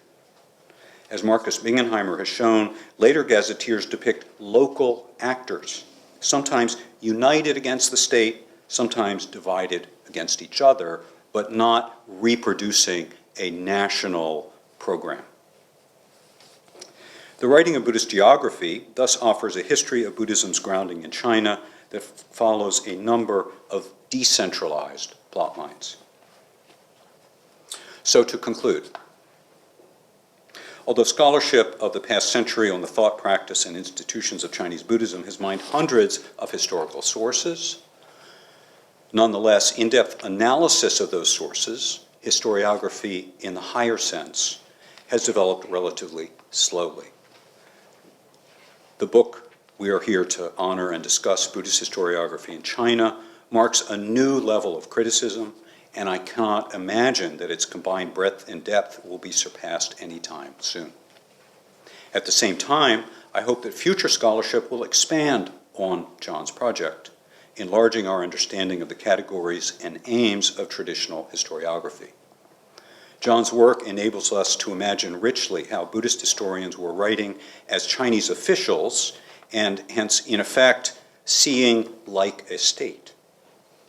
Going beyond John's book, future works on Chinese Buddhist historiography may well plumb other actors and different genres of writing that are left out of the court-centered perspective, demonstrating how our conceptualization of historiography might in the future be further enriched. Thank you. So, well, thank you to Bob and the Numata Center for Buddhist Studies for having me today. So I'm really happy to be here to congratulate Professor Kuznick on his marvelous book, which really treats all these distinct themes that run across Buddhist historiography and that also so resonate so strongly with the Tibetan materials.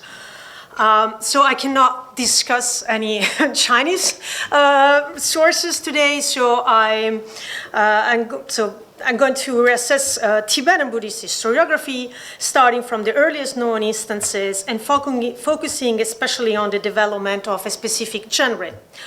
And as you'll see, actually, I'm going to discuss similar themes as what we just heard concerning the relationship between historiography with other genres of Tibetan Buddhist literature.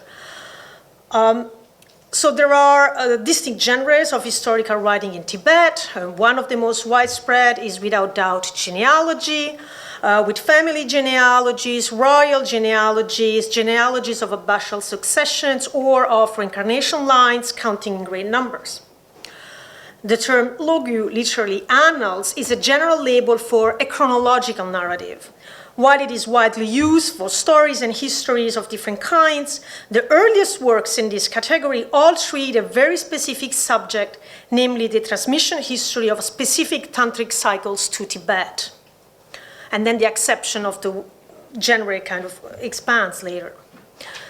But the Tibetan works that have been generally considered as the religious histories par excellence are called Dharma origins, Choju.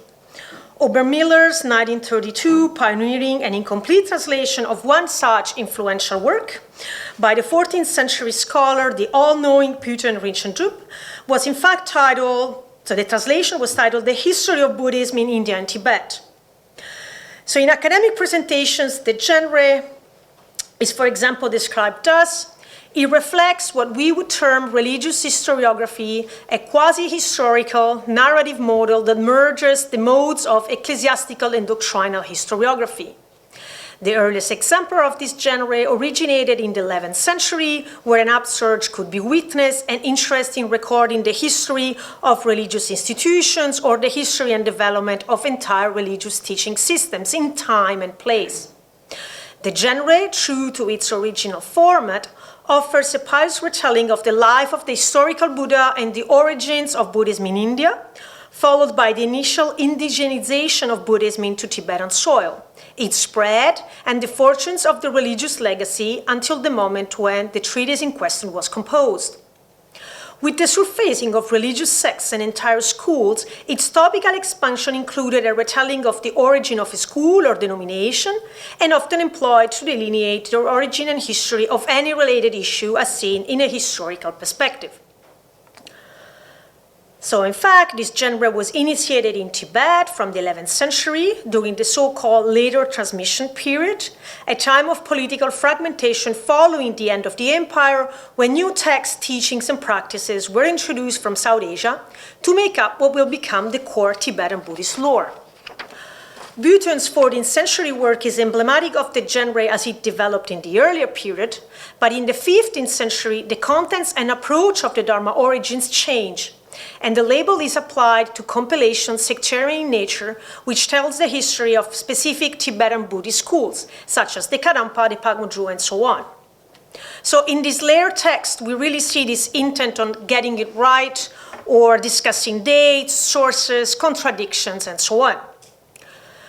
However, it is worthwhile to investigate the earlier examples of Dharma origins to understand what concerns drove the inception of the new genre, and test the idea that these works were conceived as religious histories or narrative texts that aimed at presenting a coherent and accurate account of past events from a Buddhist perspective. So here, the question is somewhat the opposite of what makes historiography Buddhist, but these are Buddhist treatises, all right, but are they historiography? And how do they interact with other genres? So as Per Sørensen points out, at the beginning, the Dharma origins were tales on the spread of the Buddha's word, which largely dealt with the life story of Shakyamuni and the spread of the teachings, the Indian councils, and the compilation of the three baskets, and the succession of the great Indian masters. As we will see only sometimes, like in Buten's case, they also include sections on the diffusion of Buddhism in Tibet. Works that treat the latter topic have received sustained attention in scholarship, as they constitute invaluable historical sources on the imperial period and provide an insight into the emergence of the Tibetan narrative of salvation, whereby the dynasty's history is at the service of religion, and Tibetan history is like the realization of an established plan to serve the Buddha's holy word. This elaborate narrative famously sees Tibet as the field of conversion of the Bodhisattva Avalokiteshvara and the glorious emperors of the past as Bodhisattva's emanations working for the spread of the Dharma. It was successfully promoted during the later transmission period in works called treasure texts, that is to say, works presented as dating to the imperial period and newly rediscovered from their hiding places after centuries of oblivion. In my opinion, however, these properly historiographical and teleological contents were originally extraneous to the Dharma origins genre and were progressively grafted on what were in fact primarily hermeneutical and doxographical works, which were concerned with authenticating and hierarchically ordering the Buddhist teachings and scriptures that flowed in Tibet in the later transmission period. The structure and contents of the works reflect these fundamental concerns down to Bugen's composition. So I think that these works originally were maybe not really histories, but because of how they developed over time, progressive including tales of the imperial period, betraying historiographical concerns, and eventually becoming ecclesiastical histories of specific Buddhist schools, their initial drive and orientation became hidden from sight. And now that we start having more and more early texts that we are able to study, we can kind of go back and look at some of these. And this is a list of what I'm briefly going to discuss. So I'm going to borrow the themes of time, doctrine, agenda, and craft to reassess these early Dharma origins and uncover the progressive shift towards historiography, so this kind of change of main concern.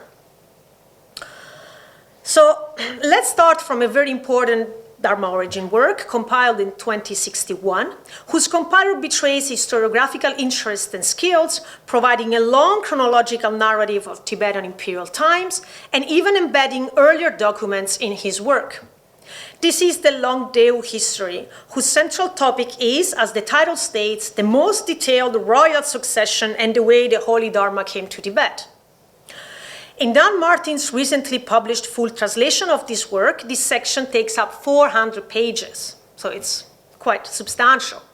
However, they are formally presented as an addendum to the previous 250 pages, which are devoted to the life of Shakyamuni and the teaching of the Dharma. It must be noted that the telling of the life of the Buddha in part 1 allows to discuss topics of Buddhological nature, that is, presenting different positions on when and where the Buddha attained awakening, and on the enumeration and classification of his exalted deeds. So when is not the dating, but is, did he attain awakening before taking birth as Shakyamuni, and so he's an emanation, or did he attain awakening during this last life? Moreover, in part 2, the preaching of specific scriptures is located at different periods of his life, according to the scheme of the three wheels of the Dharma. And afterwards, the work presents a catalog of Indian Buddhist scriptures known in Tibet, and includes a discussion on scriptural authority and on the difference between different classes of scriptures. It also recounts Buddhist councils and the compilation of the main Indian treatises. Now, these topics, as well the etymology and meaning of the word Dharma, are in common with a contemporary work titled A Lamp of the Teachings, the text that explains the beliefs of different philosophical schools, the great Dharma origins and doxography, compiled by Rockband de Sherab. So this work is titled as both a Dharma origin and a doxography, a Drupta, and is accordingly made of two main parts plus a conclusion. So the first part treats the topics already mentioned under the general rubric, the teaching of the Dharma, what is to be known, and is made of 5 sections. So this is the orange part. It's a bit small, but you don't really have to read everything. The first 4 sections are the same as in the Longdeu history, but the 5th on the Dharma origins in Tibet is substituted by the actual exposition of the Dharma. A presentation of the soteriological vehicles make up the second part of the treatise on the mind of beings, what apprehends the objects to be known. And this is the blue part here in the outline. So the second part constitutes the doxography, the Drupta of the title, presenting the 9 Buddhist vehicles as conceptualized within the Nyingma school. While the first part is the Dharma origins proper, presenting the life, awakening, and teaching career of the Buddha. And also in this case, the enumeration of the scriptures, the treatises, and the tantric divisions. This case clearly shows how the term Dharma origins indicates specific contents, namely a general exposition of the Dharma, which is how this section is glossed in the introductory passage. With the section on the diffusion of Buddhism in Tibet entirely missing, and the addition of the overview of the soteriological vehicles in part 2, the overall orientation of the work is clear. So this treatise seeks to organize and authenticate the Buddhist scriptures and to order hierarchically the soteriological approaches, of course, according to the compiler's school affiliation, the NIMA. Now, this is not an exception. Going back in time, we find further examples of the fact that the earliest Dharma origins were only histories insofar as they told the life story of the Buddha, while doing so in the context of wider presentations of the teachings and the scriptures. This is certainly true for the Gateway to the Dharma by the Sakya Patriarch Sonam Tsemo, which in classical academic presentations of Tibetan historical genres is usually presented as the earliest representative specimen of Dharma origins. In fact, this treatise covers the same ground as the first part of A Lamp of the Teachings and the first part of the Longdeo History, although the contexts are differently organized. After distinguishing briefly the different Buddhist paths on the basis of the individuals undertaking them, of the results and of the teacher, and after discussing Buddhavacana or authoritative speech, the main share of the work consists of a final section on dispelling doubts, first about the teacher, where we find the 5 opinions on the awakening of the Buddha, the retelling of the life of Shakyamuni, and the discussion of the deeds of the Buddha, and then on the transmission of the teachings with an account of the councils and the compilation of the scriptures. And the same topics are treated in another longer treatise by the same Sakya author, the Yogin's Eye, which is a general exposition of the Tantra. This work presents the divisions of the path into the vehicle of perfection and the vehicle of secret mantra, and then focuses on the classes and cycles of Tantra with a final section on Tantric hermeneutics. Now, the exposition of how the Vajra vehicle originated, this is one of the sections of the work, addresses again the Buddhological issue of the awakening and manifestation of the Buddha, treating the appearance of the 3 bodies and of the Nirmanakaya Shakyamuni, as well as the preaching and transmission of the scriptures. In this case, however, the idea of the 3 wheels of the Dharma is rejected, and the whole discussion centers around the tantric conceptions of Buddhahood with numerous relevant quotes, and the revelation and transmission of the Tantras. A final note informs us that how these Tantras were translated into Tibetan can be learned elsewhere. And thus, any section on Tibetan religious history is missing. So what this shows is that these topics were treated in the context of comprehensive presentation of the Buddhist path, while in certain cases, like in the Longdeo history, the preaching of the scriptures is linked to specific phases of Shakyamuni teaching career. Elsewhere, like in the Yogin's Eye, the account of the origins of the Dharma can also be ahistorical or transhistorical in the sense of transcending historical time, to maintain that, I quote, different arrays of bodies and speeches spoke an inexpressible number of sutras and tantras, and yet inconceivable variety of Dharma teachings for different trainees, yet at a single time and in a single place. So here we have this idea of the ahistorical Dharma, if you want. In both cases, the teachings are then to be arranged and hierarchically ordered on the basis of the level of the trainees, of their intention, their results, and so on. And this was obviously a major concern during the later transmission period when distinct religious groups started to compete and disagreed on which were authentic Buddhist scriptures and on their interpretation, and proposed distinct methods of realization, each presented as the supreme and most effective. We know that Bhutan, when compiling his own Dharma origins, was acquainted with Sonam Tsemo's Gateway to the Dharma. He also mentions relying on other earlier Dharma origins, namely those by Chapal Chokyi Sengye and Sanakpa Chonju Sengye, 2 famed 12th century scholars at the rising institution of Sangpu, and those by Chopu Lotsawa Jampepel, Chag Lotsawa Chojepel, and Chinnan Kajak. Now, these names won't say anything to you, but these are all scholars which are involved with translations and scriptural compilation.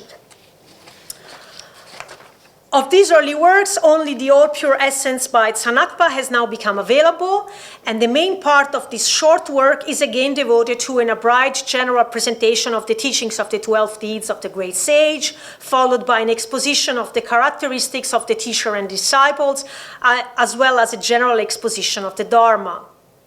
And again, a colleague of mine whom I inquired about this text just said, oh, no, that's not a history at all. It's just about Buddha Shakyamuni and the scriptures. So although the other treatises are at the moment lost, we can be quite confident that they had the same aim of organizing the great variety of scriptures and teachings flourishing in Tibet at the time, and also, at least in some cases, drawing the boundaries of what was authentic Dharma.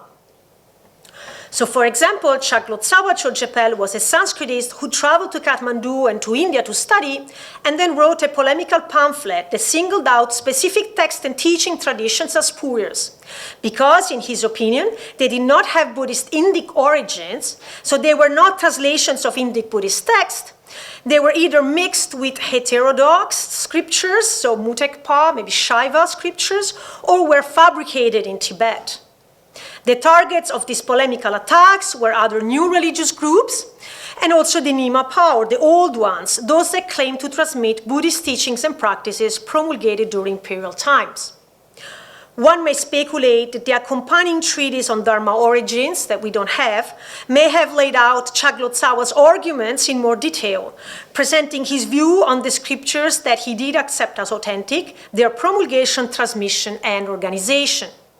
Possibly, he may also have included a section on the transmission of the teachings to Tibet in order to support his acceptance or refutation of specific words as translations from Indian originals.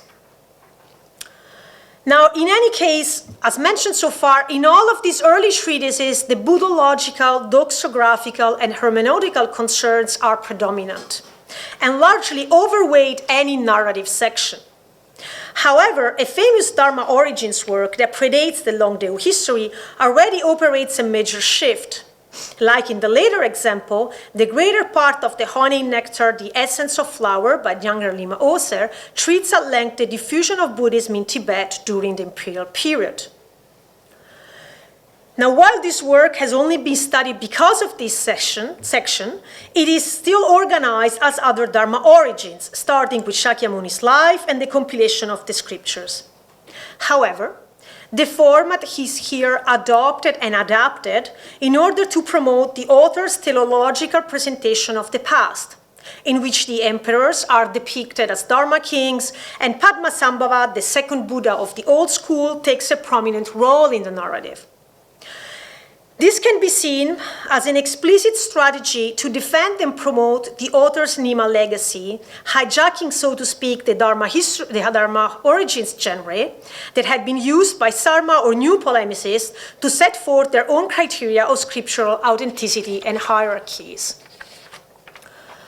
So while Bande Sherab, as we have seen in the Lamp of the Teachings, employs the genre from a Nyingma perspective, adding a doxography of the vehicles, Nyangral endows it with new thematic contents, interpreting the Dharma origins mainly as the tale of the origins of the teachings in Tibet.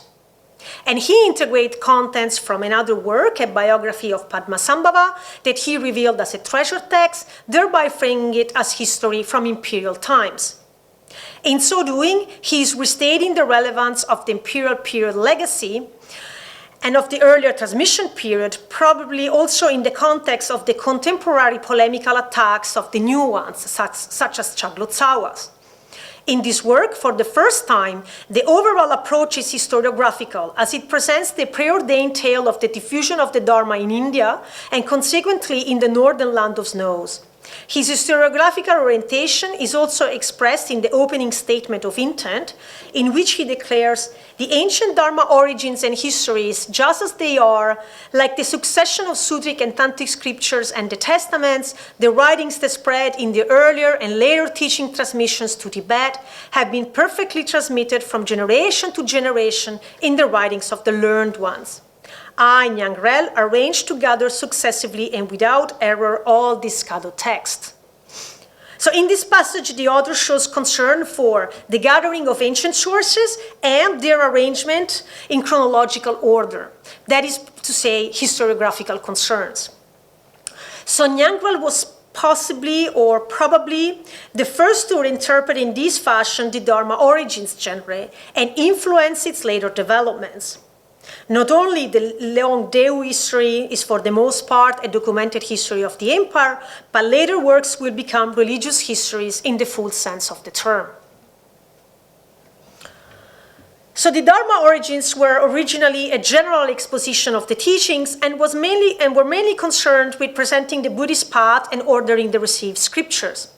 The long list of text titles, ordered in different vehicles, baskets, and tantric classes that they include, were not learned parentheses, but instead the core of the treatises. The account of their origins certified these titles as truly Buddhist works and placed them in a hermeneutical framework, ordered according to teacher, intention, recipient, outcome, and so on. The retelling of Shakyamuni's life and of his death or the councils was only functional to this discourse, defining what was Buddhavacana and how it came to be revealed, written down, and diffused.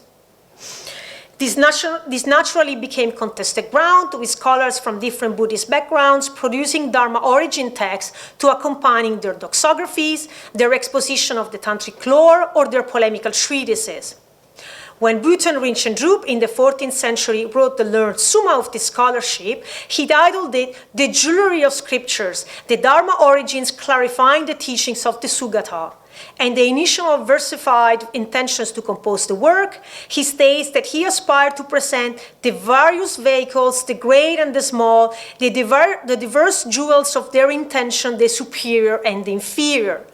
This shows how, in this case, the main topic of the work is still the presentation of the Buddhist vehicles, their teachings and scriptures, clarifying their relative hierarchies.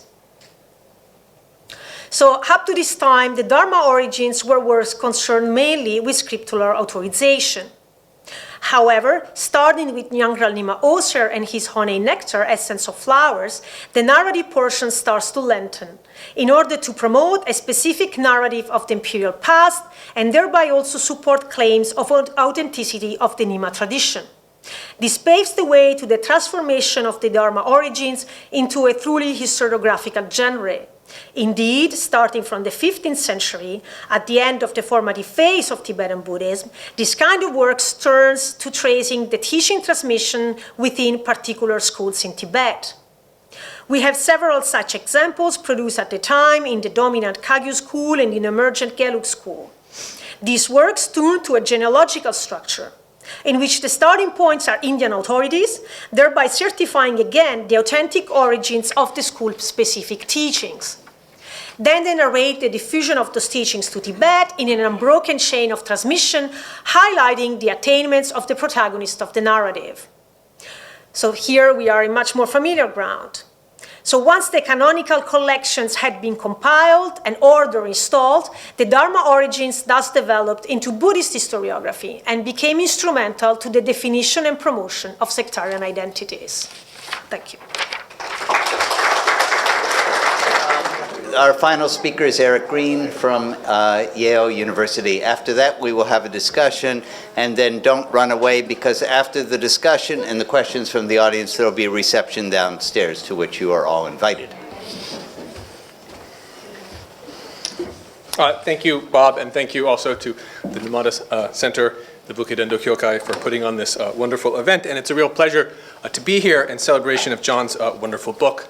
I hope you agree that it's the mark, I think, of a great book that as soon as you finish reading it, you immediately want to take its insights and its methods and apply them to your own work, which is what I'll try to talk a bit about in my talk today in reference to my own sort of interest of late in the early history of Chinese Buddhist translation, something that I think, or at least I began to think after reading John's book, this lens of historiography, and in particular Buddhist historiography, proves perhaps somewhat interesting. So what I want to think about today is the historiography of the early Buddhist translation project in the sense of how Chinese Buddhists recorded and thought about this history, and perhaps what kind of history they were able to do while doing so.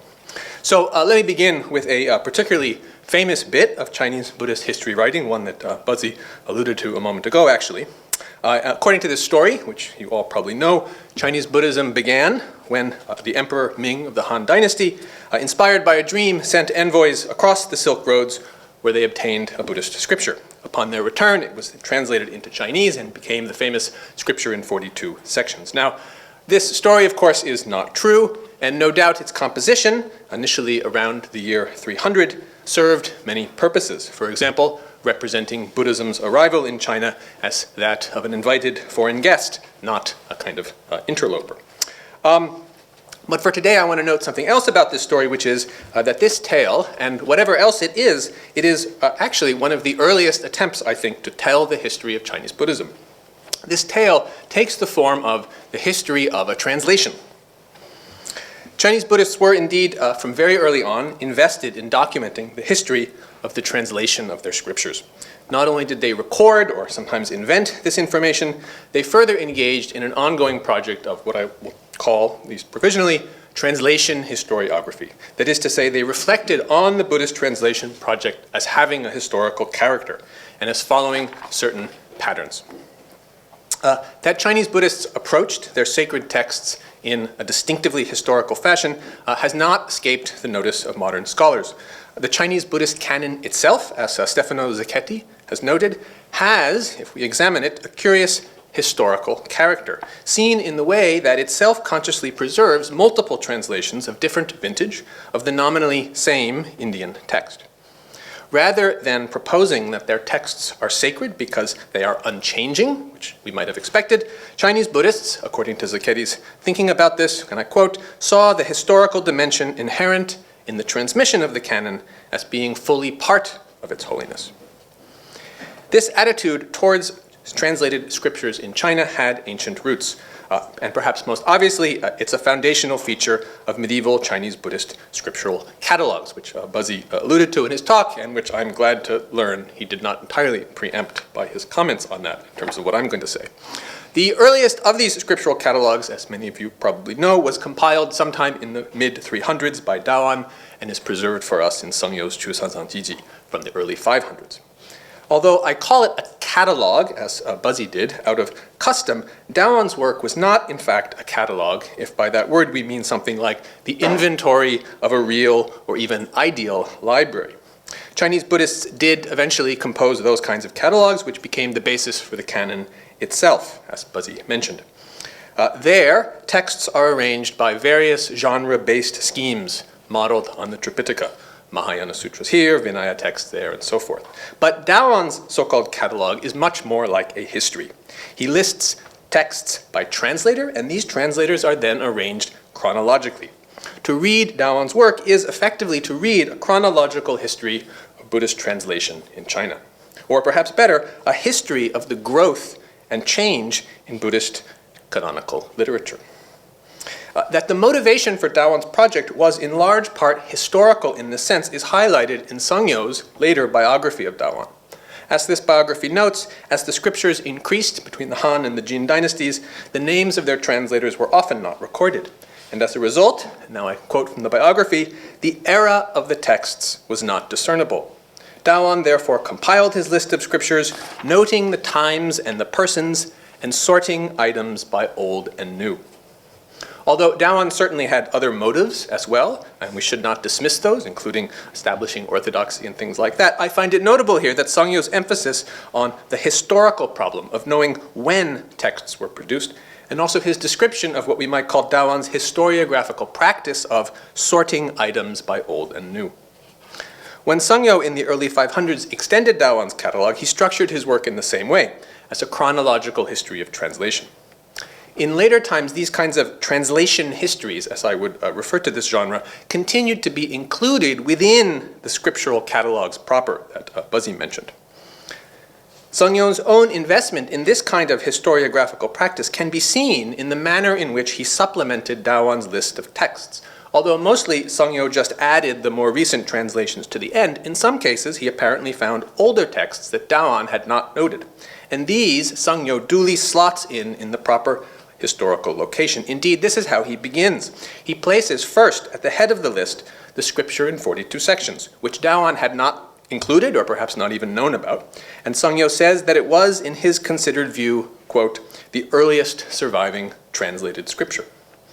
Even more interesting, Sangyo lists a few texts that were not translations per se, but were rather something like synoptic editions arranged by Chinese editors of earlier translations. These texts Sangyo places according to the era of the Chinese editor, not of the originally translated texts. In this way, then, Sangyo's work, even more than a mere history of translation, is something like a chronological history of the various ways that Chinese Buddhist literature had changed over time and evolved and grown. Now, these kinds of historical bibliographical projects seem to have begun with Daoan in the mid-300s, but Chinese Buddhists had definitely been thinking about and writing about the history of translation even before this. Consider, for example, the preface to the Chinese translation of the Dharmapada, which comes from the early 200s. This is less than a century after the first known Buddhist translations in China. This preface, authored by one of the translators, is the earliest document in Chinese history to reflect systematically on translation method.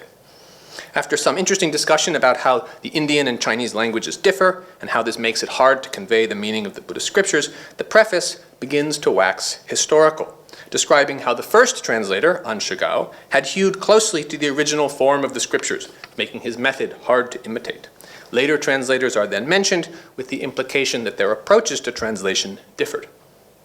This historical overview then segues into a debate among the translators of the current text, the Dharmapada, about the proper method to take. The preface author says that he was dissatisfied with the original approach, which he deemed to be excessively plain, but he is then persuaded by others that that is indeed the best way.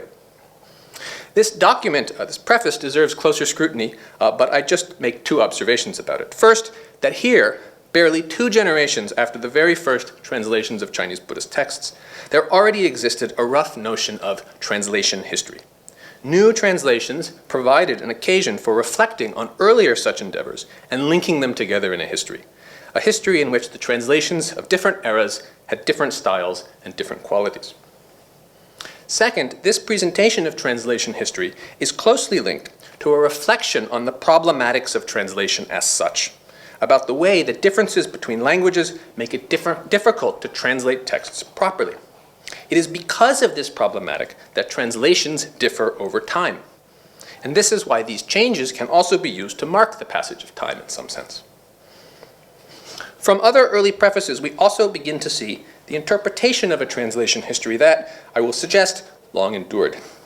Namely, that the history of Buddhist translation in China is a progressive one. Translations get better as time passes. As an early example of this, we can look to the Colophon to the Fanguangjing, which is the first Chinese translation of the 25,000-line Prajnaparamita, translated in the late 200s. This preface is notable for recording the earliest known case of a Chinese person leaving China proper to seek out a new Buddhist text. The monk in question, we are told, traveled to Khotan, where he copied the Indic text and sent it back to China in 283, though only in the year 291 was a team assembled to translate it. But then, the Colophon notes, the meaning of the text was mysterious, and moreover, quote, those who transcribed the earlier and later parts did not do a good job. So 13 years after the original translation, another monk went back and compared 5 copies of the translation with the original Indic text, and along with one of the original translators produced a revised translation which corrected those places that had been, again I quote, difficult to understand. So note here the orientation of this history. Though the Buddha's words are constant, in China, the scriptures improve with time and with revision. This history would eventually be wedded to an even more elaborate story of progress. According to Sangyo's biography of the pilgrim who first obtained the Indic text in question, he had sought out the 25,000-line Prajnaparamita in the first place because after studying the earlier Han Dynasty translation of the 8,000-line Prajnaparamita, he realized that it was incomplete. Now, this is not a correct assessment of the relationship between these two sutras, but never us mind that. The point is that new translations are here presented as better in part because the texts are better. Better and bigger. Now, we might think, of course, that it hardly requires an elaborate theory of translation history to conclude that revised translations or translations of more complete texts are better. But actually, I think that to some degree it does, especially in medieval China, where few people, if anyone, could have reached this judgment on the basis of their own knowledge of both written languages. Certainly, this has not always and everywhere been the view, especially as concerns religious texts. Consider, if you will, Augustine's famous assertion of the infallibility of the Septuagint, the Greek translation of the Hebrew Scriptures. After relating the famous story concerning how it was produced by 72 translators working independently, all of whom miraculously produced the same Greek text, Augustine then notes that given this, even the discovery of differences compared to the Hebrew version would not warrant changing the Greek. So here, the sanctity of Scripture requires not just that it be perfect, but that its original translation be perfect as well. For those early Chinese Buddhists who thought about translation history, however, scriptural literature had a clear historical orientation, from worse to better, from incomplete to more complete.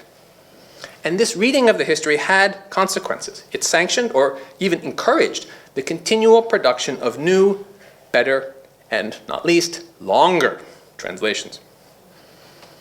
These incipient translation histories seen in prefaces were taken up by later historians such as Sangyo, who gives his own clear account of this general pattern in a programmatic essay that introduces his scriptural catalog. This essay begins with an account of the origins of writing in both India and China, and then proceeds to the question of translation and, above all, the differences between older and newer translations.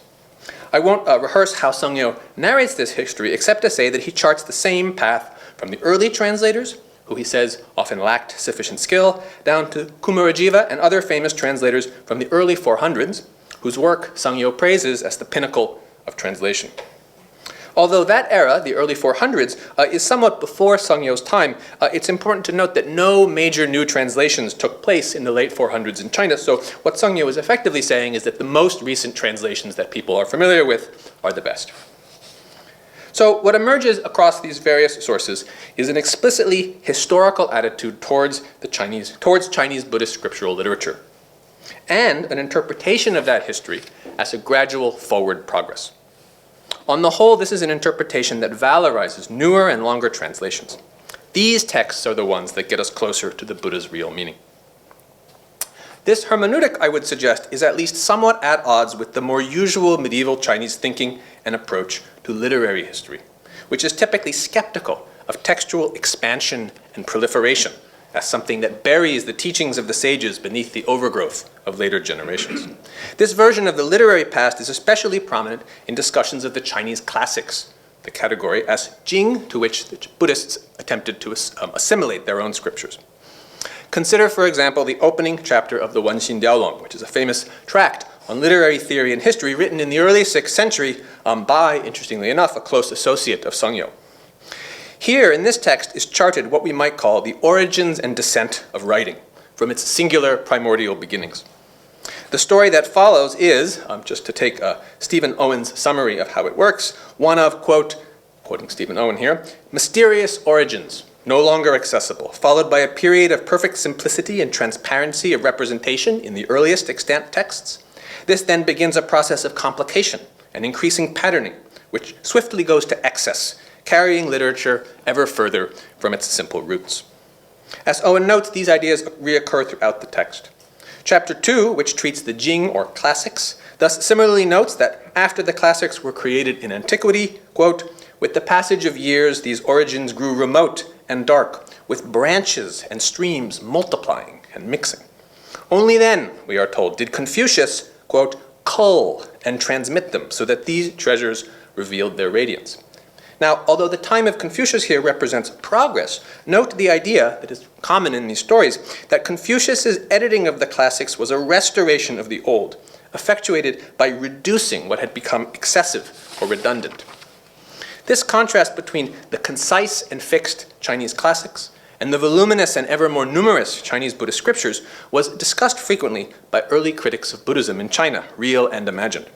As one such critic complains, while the Chinese classics have only 30,000 words and are fully complete, the Buddhist sutras are excessive in length, totaling thousands of scrolls, a sign of their inferiority.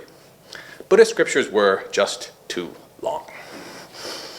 This contrast between the idea that older, more concise texts are the best sources of authority and that of the Buddhist translation historian, who craves that which is most up to date. This is seen from another point of view elsewhere in Sangyo's essay on translation. In this section, Sangyo considers the history not of translation per se, but of Buddhist transcriptions of foreign words. And here, too, things begin badly, but get better. During the earliest era, the Han Dynasty, quote, the renderings of the sounds of the Indian language was distorted and could not be improved. For this reason, old transcriptions like Futu for Buddha and Sangman for Shramana deceived the authors of the Han histories. If even sounds were in this way wrongly recorded, how much more so the meanings? Now, on the one hand, the story here is the familiar one, progress from an error-prone past to a more perfect future present. But here there are some serious stakes. For example, the examples that Sangyo mentions, Futu for Buddha and Sangman for Shramana, these are not, in fact, archaic transcriptions found in Buddhist scriptures. These are words found only in earlier sources, in the handful of very early references to Buddhism found in secular Chinese historical works. It is interesting, firstly, that Sangyo has correctly identified what seem to be the very earliest Buddhist words in Chinese. But there's also more going on here, for during Sangyo's time, these specific transcriptions were controversial. According to contemporaneous anti-Buddhist polemicists, these precise words reveal the hidden truth that Buddhism was, and we've heard this story already today, originally a degenerate offshoot of Taoism. These arguments derive from the famous conversion of the barbarian stories claiming that the Buddha was actually Lao Tzu. The early word Futu for Buddha is evidence of this, some critics said. This term, of course, as I said, is simply an old transcription of Buddha. But anti-Buddhist authors claimed that it was actually a semantic translation, meaning gentle executioner. And if you squint at the Chinese characters, you can just about make that work. Lao Tzu, they said, was called the gentle executioner when he went to India because instead of executing the Indians, which they deserved, he merely made them shave their heads. So the progressive vision of translation history, as I'm calling it here, has a major apologetic payoff.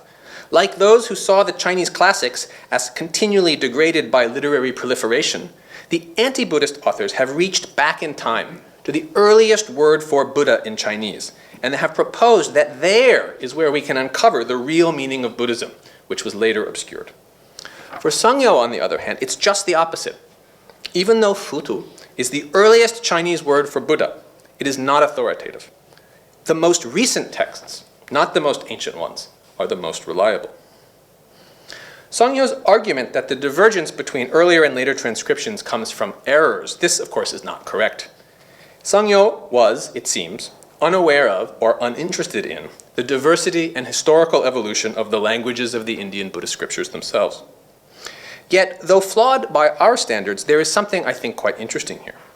That Sangyo fails to think about the historical evolution of Indian Buddhist literature is precisely what allows him to valorize the historical development of Chinese Buddhist literature. Because translation gets better over time, Sangyo could assert both that the Buddha's words are unchanging and that their instantiation in China has a progressive historical development. In Sangyo's historical narrative, translation reaches its highest form with the great translation workshops of the early 400s. Chinese Buddhist translation, of course, continued long beyond this, and so did the thinking about its history.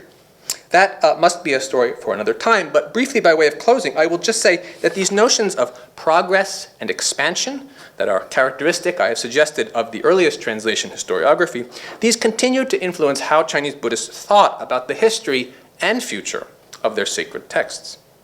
Certainly, there remained in place for a long time the idea that the Chinese Buddhist canon was incomplete in some way, such that it was desirable to retranslate old texts or translate new ones.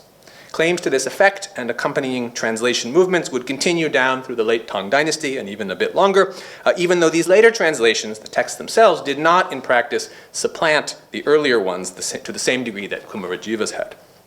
But what did endure, for a while anyway, was a sense that despite the vastness of the Chinese Buddhist canon, there still remained a nearly infinite supply of authentic but as yet untranslated Buddhist scriptures.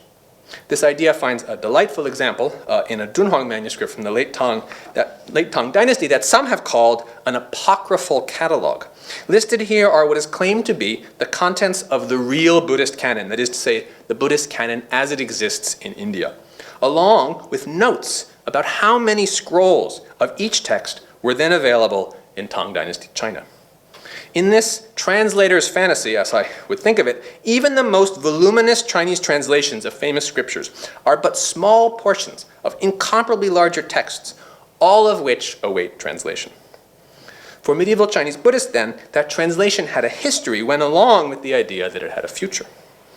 And after all, isn't this perhaps the magic of both translation and historiography? For both are, in some sense, the transformation of the past into the present, the transmuting of something old, the past, into something new, in a process that can always be done differently, and so which, therefore, never definitively ends.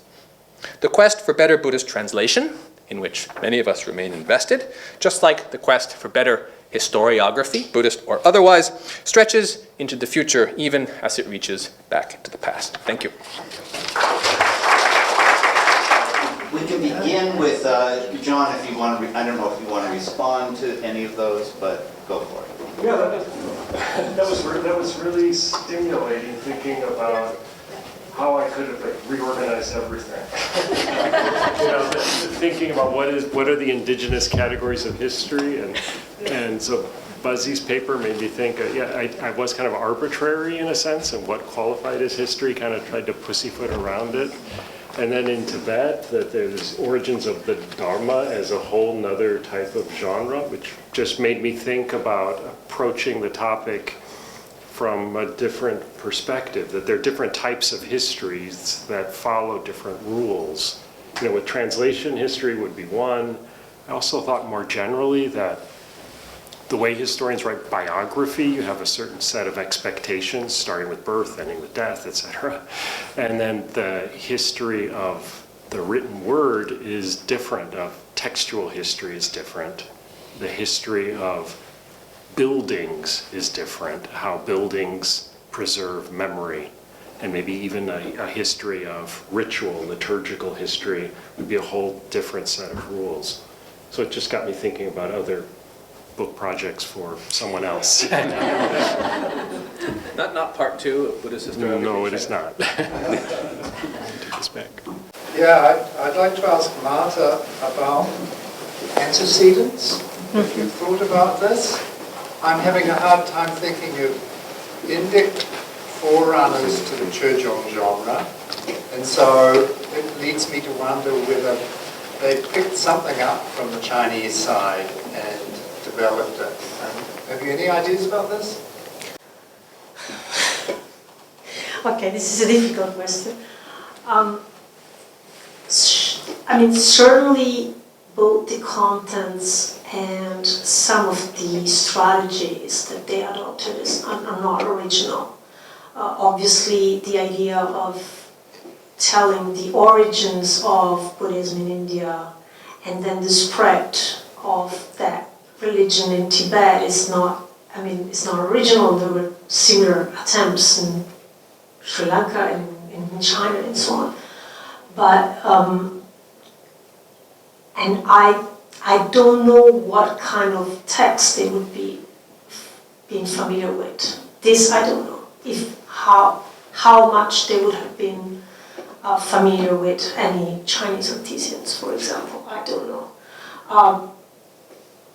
One can see, for example, genealogies, and for a while, people would have thought, oh, maybe this comes from, Chan kind of idea of, lineage, one-on-one. But on the other hand, they were Indian tantric lineages that were also circulating. So maybe we don't even need to go and look that direction. So it is very difficult to tell, because they never, at least as far as I can tell, they never really give any reference to other works. But I do think that maybe some of these texts, like the Chojungs, were not necessarily historiographical in their as a main concern. Their main concern was not historiographical. While, for example, the Logyu that were really saying, giving the genealogy of the transmission of a specific tantric lineage in Tibet, this was really an idea, okay, this is chronological and this is the links. The Chojungs were really expositions of the Dharma, but then in that context, they started incorporating historical or historiographical narrative parts. Yeah. Sorry, I don't know if this answers the question, but. I have a question about that, or at least that was inspired by the last topic. And that's that Wu Hong has said of in Spatial Dunhuang that there was some conceptual ambiguity when the miraculous icon of his appearance at Fanhe was made central in a cave.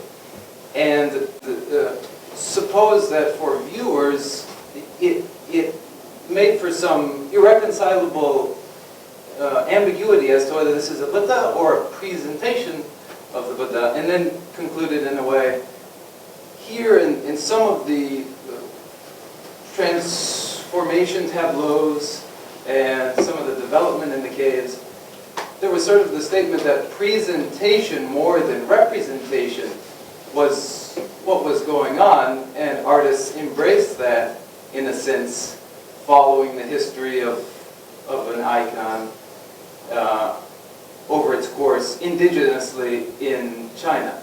Now I wonder if there's anything like that, any ambiguity that might arise for an ordinary person encountering translations, wherever translations acknowledge that they are not authoritative by nature, that the canon includes alternatives.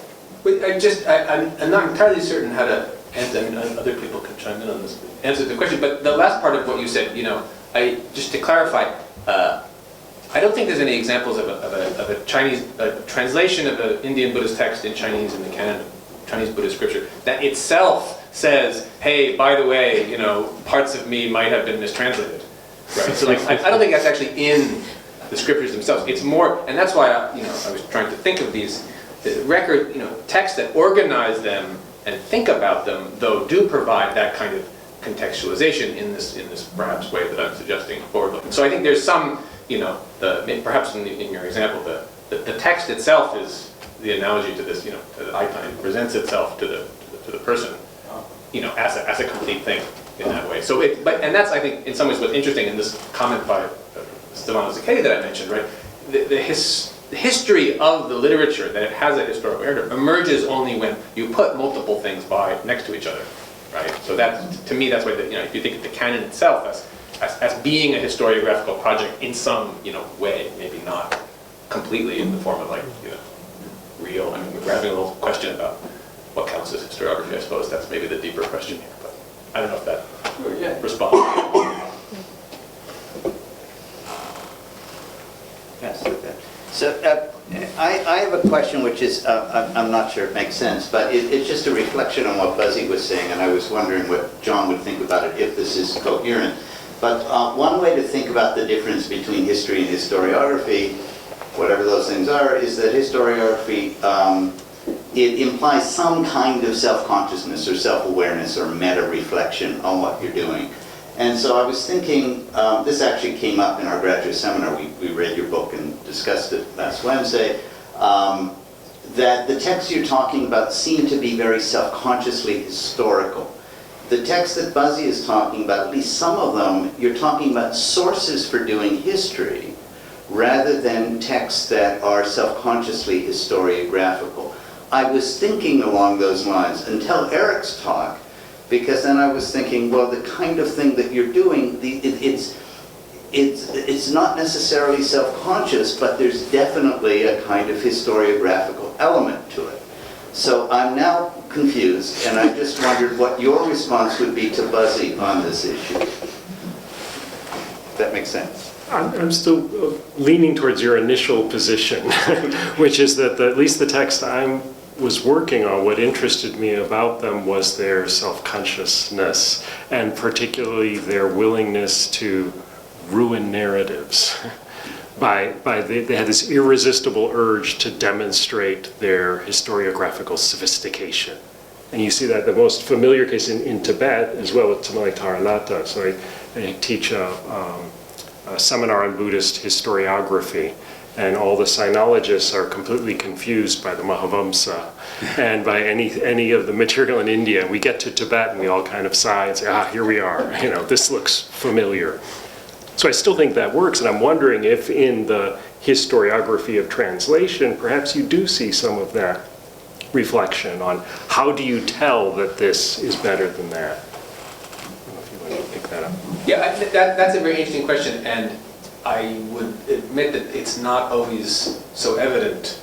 It's not as clear that they're giving nice criteria for that, but I do think there's an element of what you just said there, the sort of like ruining stories to some degree, right? And, you know, and there's a few passages, I sketched it as being, you know, the earliest ones are bad, the later ones are better, but there is this occasionally thing that happens where the Anshigal, who was like the first translator, is often said to have been like really great. But then that's sort of like this passing thing, and then they slip into the, and then of course, but in general things went from much worse. So there is this like idea of the revered founder or something, right? That they're sort of spoiling, that they do spoil, right? So I think it does have that element of it. But whether there's the question, you know, whether we get to the level of like what you were saying, like source criticism, right? This is a kind of a modern historiographical practice that you're seeing in these things that helps you identify these works as historiographical. That, at least in these transitions, maybe not as much. So I don't know, there's like historiographical practice that way, and then there's just like historical consciousness, you also said that word, right? Which I think is a significant part of this, right? Like texts that show that they're approaching some phenomenon. The example I was doing was, you know, the evolving nature of Chinese Buddhist literature from a historical perspective. It changes with time. There's reasons why it changes with time. So that may be slightly more expensive than your category, but not so expensive as to just cover everything Buzzy said.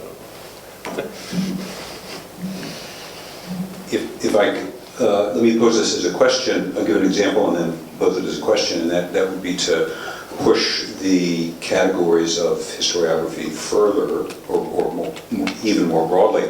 There's another category of text that was on that list that Zhishang includes in the same group, and that's I forget how I translated it, but it's the philological works, the meanings and the sounds of all the scriptures, Yiqiejing Yini and the Huayanjing Yini. These are texts produced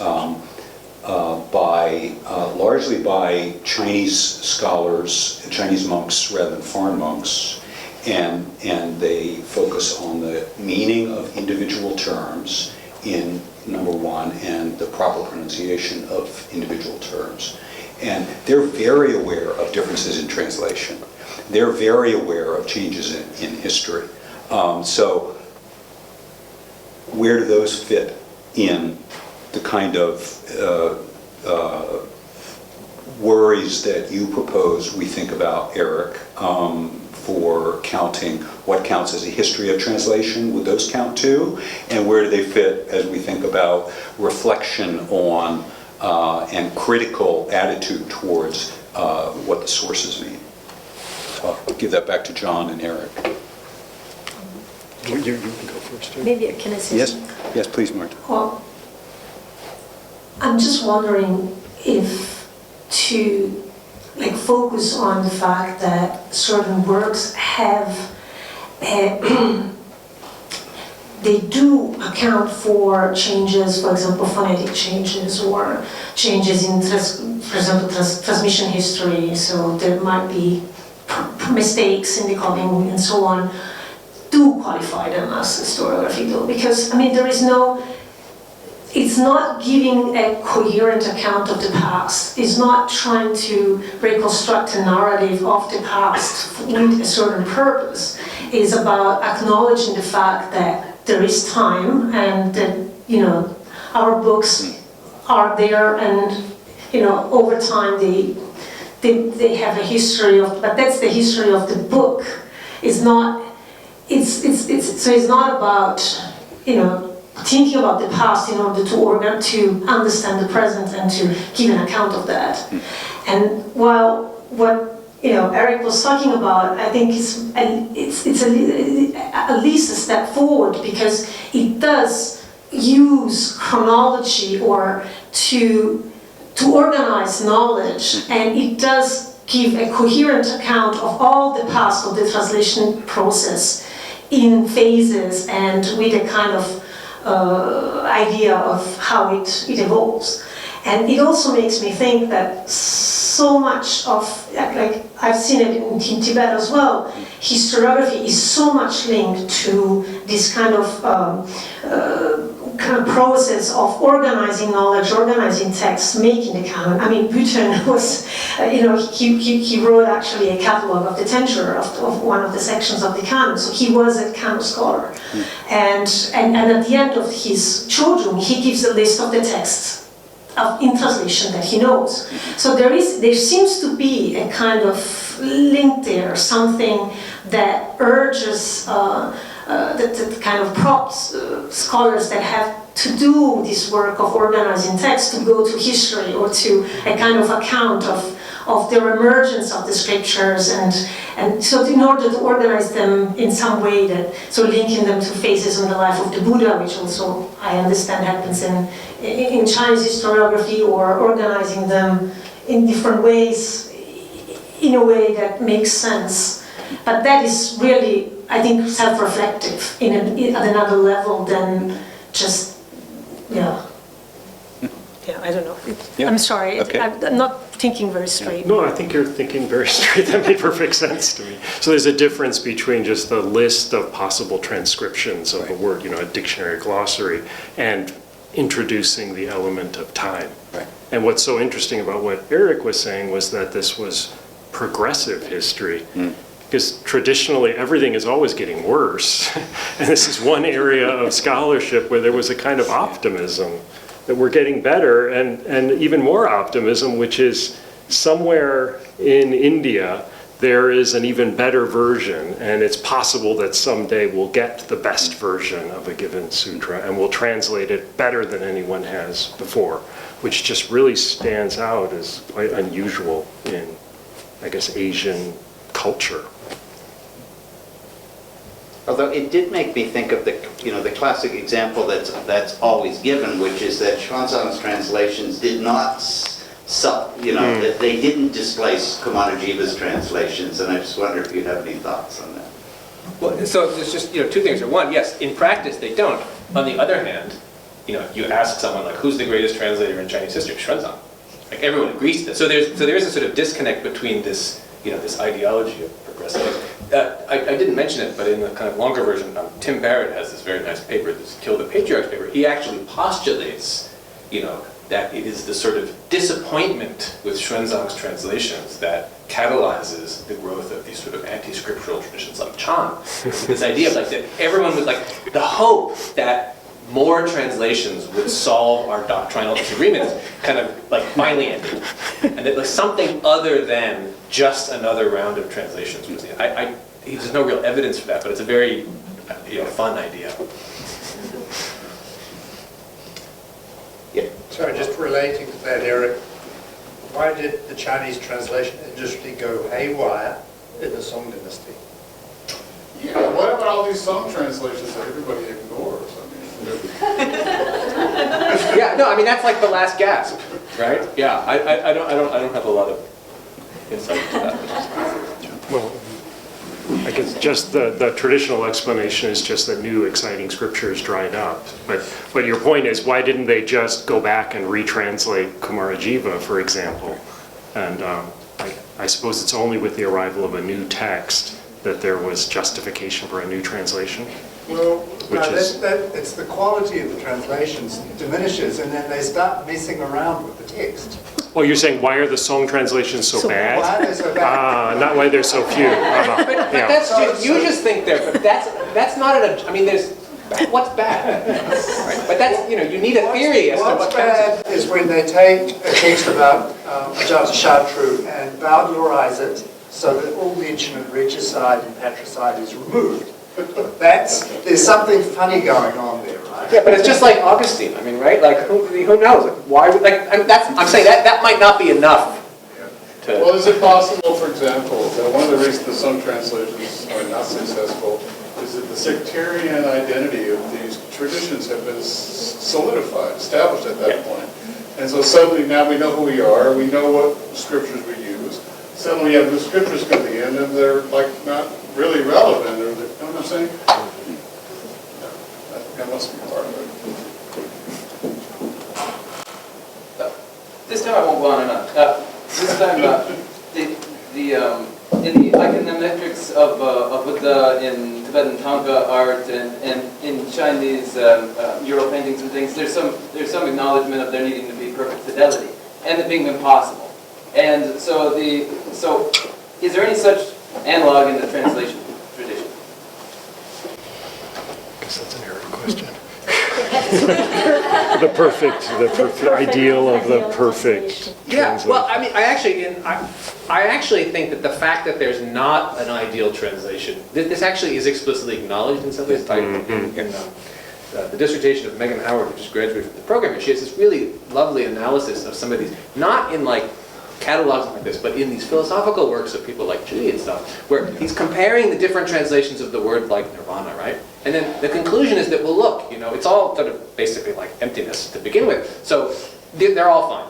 So I think there is this way in which there is and this, this question, I mean, I tried to, or I meant to address it at the time, but it's, Buddhist historiography. I think this is a question, that John's book raises. What's distinctively Buddhist about this? I think there is some way in which this progressive vision from a translation perspective is, you could argue, it's Buddhist in that there's this acknowledgement. No, there is no fixed text, right? So that's something I was thinking about, and I don't know whether we have something more to say about this Buddhist question. I think is very interesting, right? Is it just historiography done by Buddhists? I mean, this is a big theme in your book, right? Is the infusion of these specifically Buddhist doctrines of interpreting history. And one thing I was wondering is, are there other things that we can think of as Buddhist historiography, not just like the application of the karma doctrine, right? Something maybe about like specifics of the Buddhist institutional situation that led to certain kinds of historiography. This translation thing was one attempt to do that, right? Because Buddhists are the only ones translating text in China. So this is a kind of specifically Buddhist context that leads to a specifically Buddhist reflection on literary change, but it's not really like typically doctrinal. So I don't know if we think that counts as Buddhist historiography in that sense that you mean it. Yeah, for sure. Go ahead. So this question comes, hoping that all of you who understand history and historiographical issues more than I do, I look at it from the lens of trying to understand more about the contributions of women to the Buddhist tradition. And I think of it in terms of past, however you mean it, that it's more a problem of historiography than it is about what happened in the past. And so do you see in your work these strategies that keep leaving out the contributions of women? Or are there strategies that try and get them in there? And if there are strategies to get them in there, please tell me what they are. I guess it depends on you mean strategies that I would use or strategies that existed in the tradition. Because, I'll take anything. well, the one I can answer more easily is the more depressing part of your question, which is that there are very few representations of women. It's really hard to recover anything. In the text itself, or even to look for, I'm still looking for female Buddhist historians, and there were none as far as please correct me if I'm wrong, even into the modern era, that wasn't a genre that women contributed to, or were allowed to contribute to. But at least in the Buddhist realm. They didn't contribute to the Buddhist tradition. Of course, they're there, like you say. There's this silence about where women were, and for how we reconstruct that is incredibly difficult, because at best you end up with biographies of nuns that are a perception of nuns through male eyes. So this is what a monk thought the ideal nun should be, and that's usually kind of where you end up. So the field of Buddhist historiography doesn't have a place to really discuss gender except to say we didn't pay attention to it, or there's nothing there? Well, I mean, there's a limited number, at least in Chinese case, of biographies of nuns, right? So you do have some representations of women, but women aren't involved in those representations. That's the issue. So this is a great question, and it underlines an even bigger point, and or at least that I would want to make, and that is that the historiographical tradition follows the court tradition of history writing, and in many respects, which I think is one of John's important points and is valid. And both traditions overlook women, largely. They overlook, they emphasize great men, the eminent and famous monks. They emphasize emperors, good and bad. They don't look at movements in Buddhist practice from the bottom up, except for the compilation of liturgies, actually, which is debatable whether we include that under the category of historiography.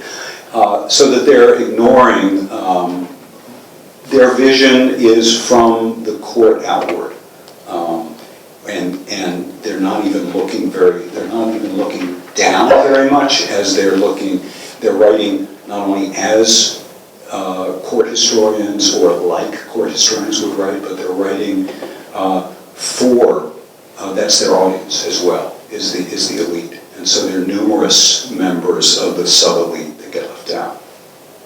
So is that from your vast understanding of what's available, can we recover anything? Yeah, so to give you a more optimistic answer, so that sort of general picture forces real creativity in modern scholars to look for women's voices in Dunhuang colophons, in local epigraphy, to read against texts and look for textual leaks that kind of against the author's wishes accidentally reveal what the people they're not interested in were really doing.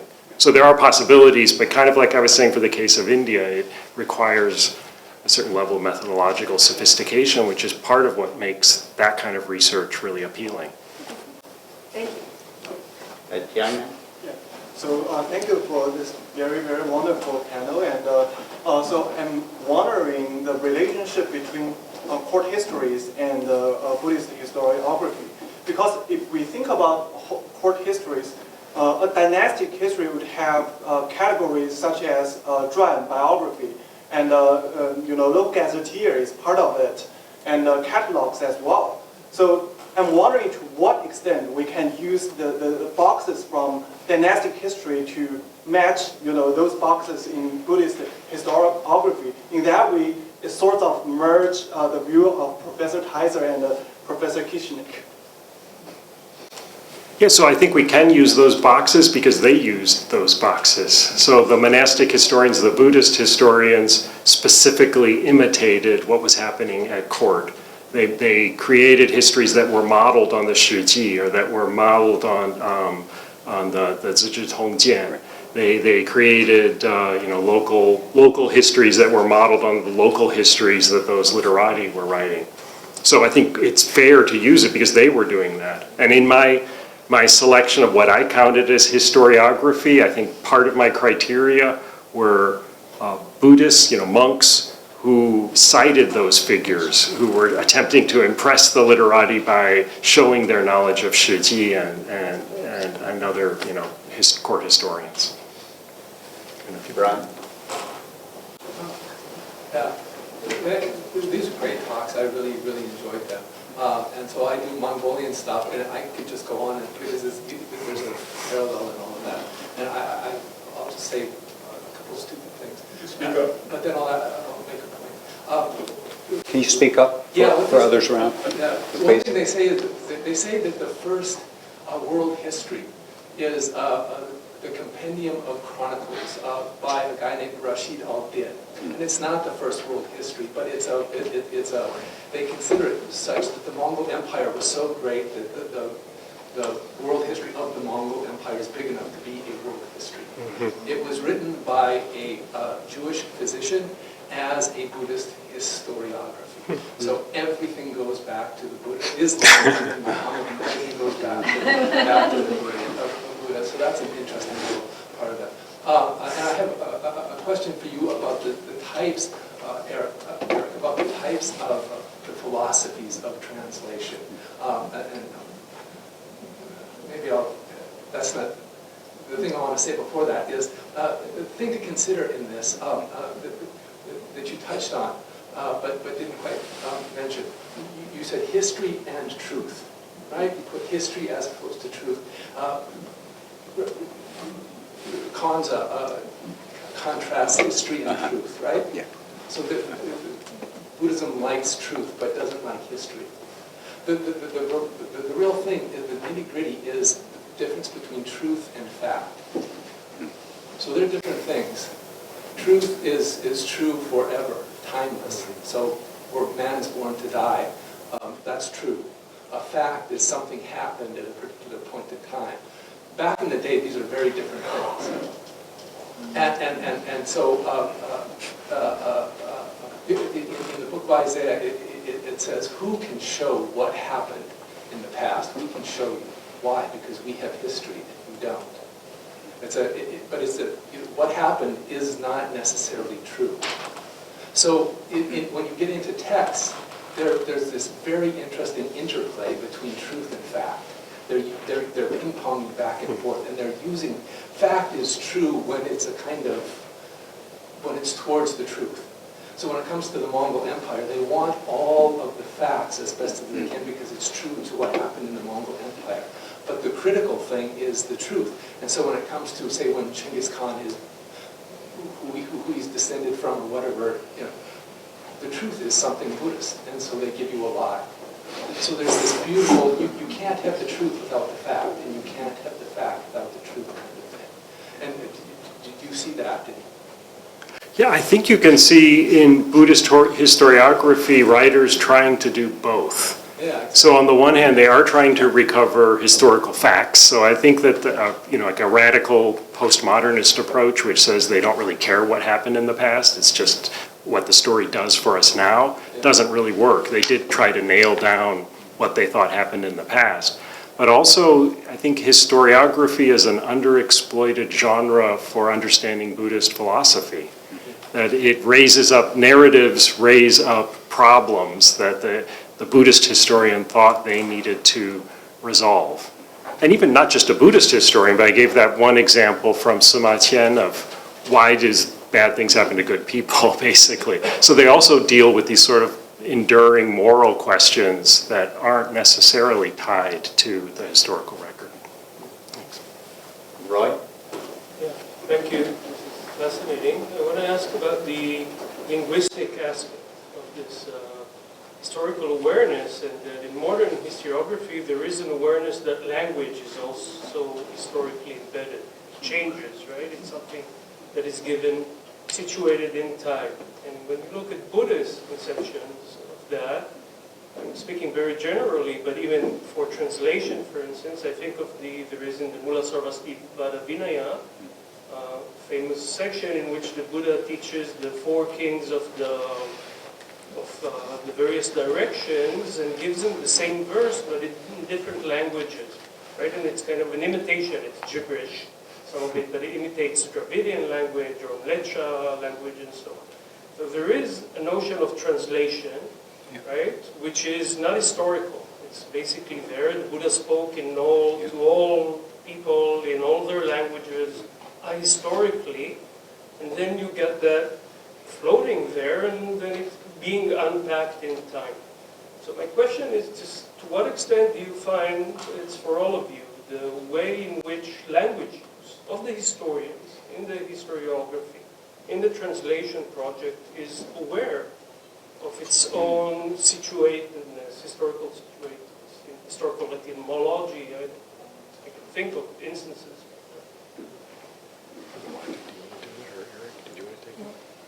You don't have to, I'm just asking.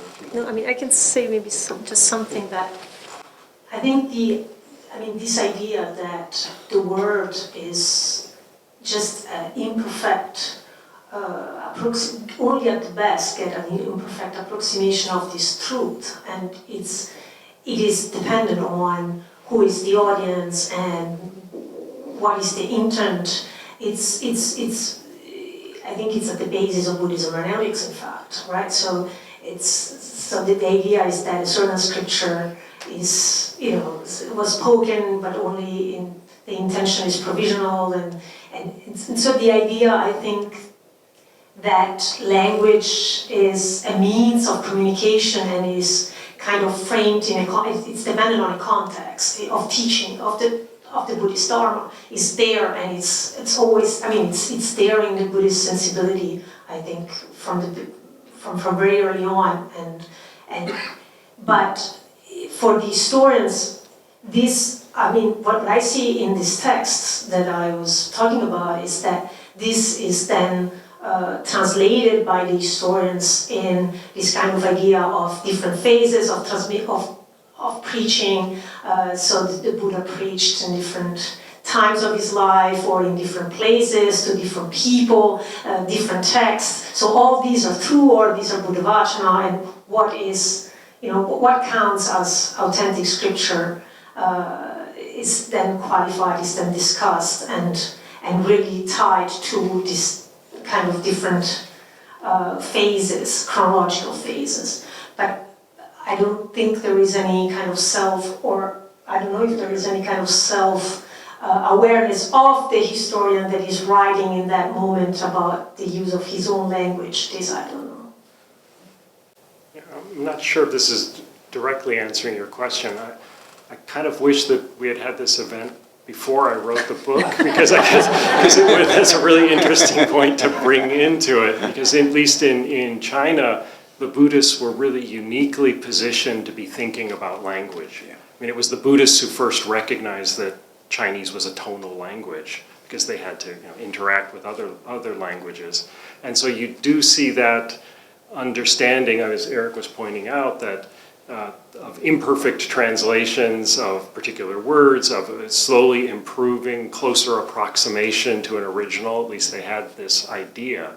And that's something that you never see I talk about the court historiography. They don't talk about how the Chinese language has changed since the Shang Dynasty, even though, of course, it changed dramatically, but it's not something that they were made immediately aware of.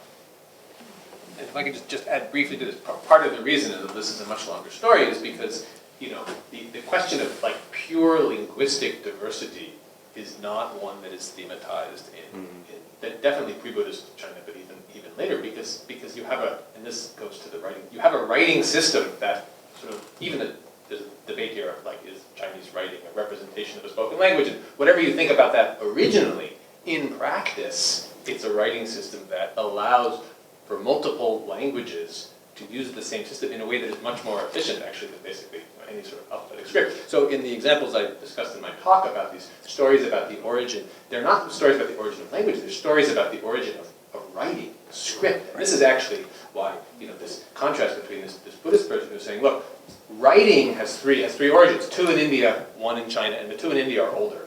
And then it's very contemporaneous Chinese one, no, writing is this, thing that comes from the past, this famous Chinese writing. So it's really about texts often, So that's the sort of the baseline Chinese usually perspective. So I think this is one of the reasons the Buddhist thing is so challenging and introduces this kind of self-reflection. Because on the one hand, you have interaction with other languages, and then you have all these new texts, right? And both of those are destabilizing for this sort of this idea of this unchanging, one, culture, but really writing in the Chinese case.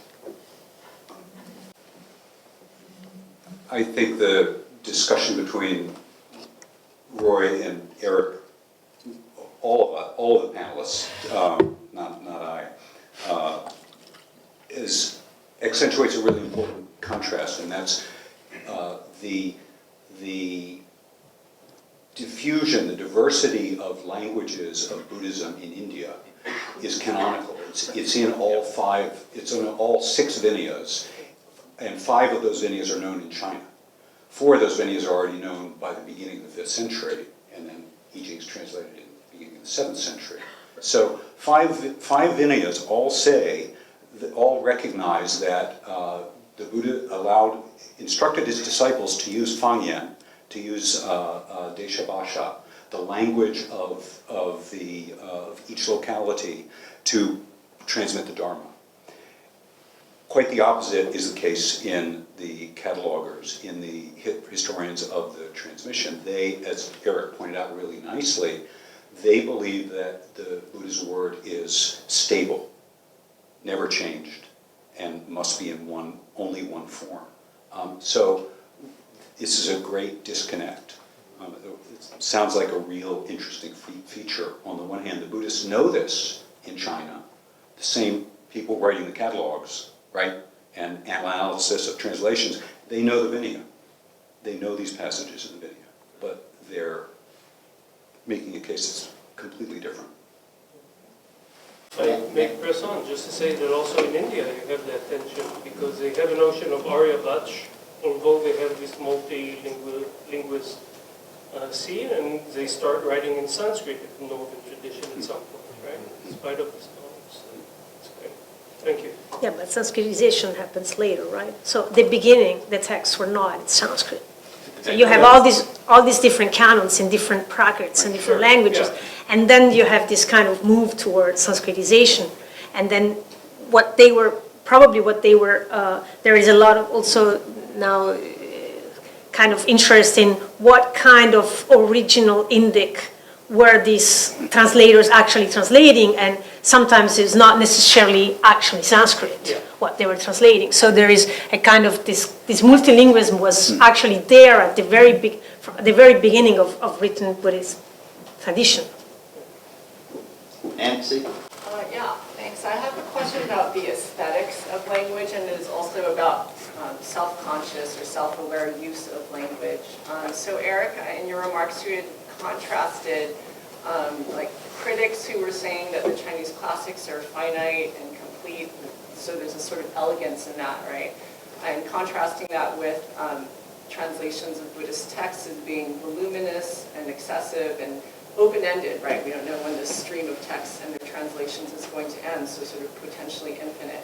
So I was thinking of that in connection with, Buzzy, what you were saying about encyclopedic anthologies and this being a kind of literary and aesthetic pursuit of showing discrimination in taste and what you include and what you leave out and how you organize that. So my question is, in any of these genres we've been discussing today, whether it's in anthologies or histories, do you see any self-awareness in, are there choices being made in addressing this perception of Buddhist texts being, having aesthetics of excess and being overly voluminous and trying to shift that or, accommodating that? Is there a synthesis being made with this other aesthetic of having things being finite and complete and maybe elegant, bounded?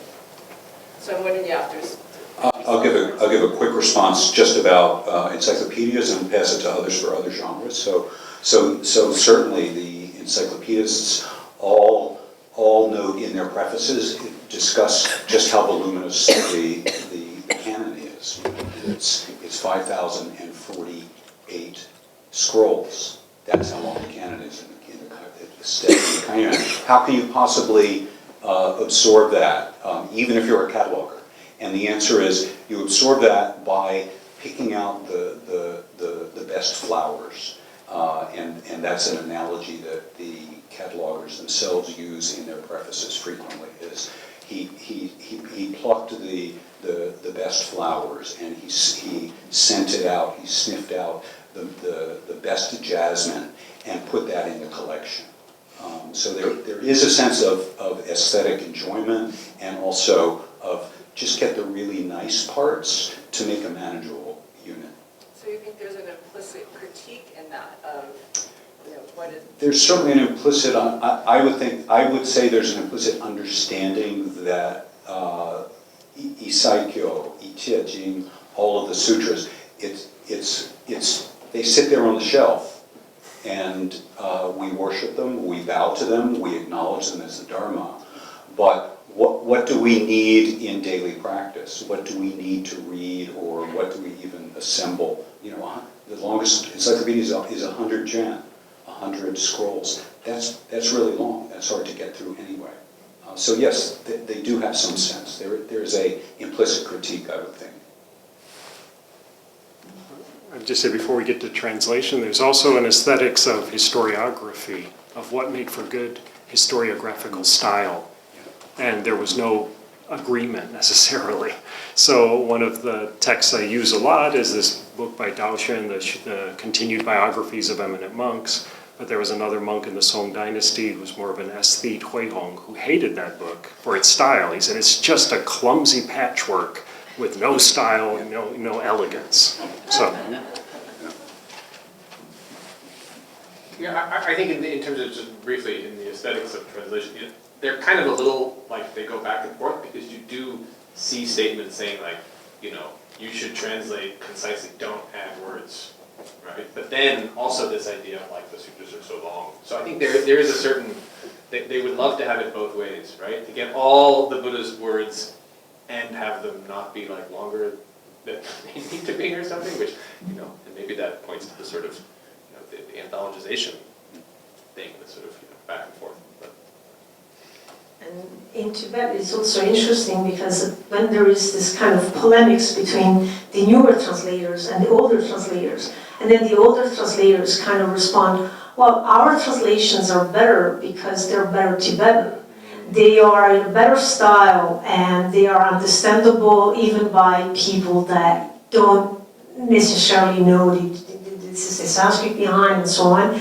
And they were made, you know, like in the golden age by people that were really good. And now these newer translators, they do this mechanically. It's really bad to read and it's not like good style. So I think this kind of also concerns were part of also used in this kind of polemical exchanges among different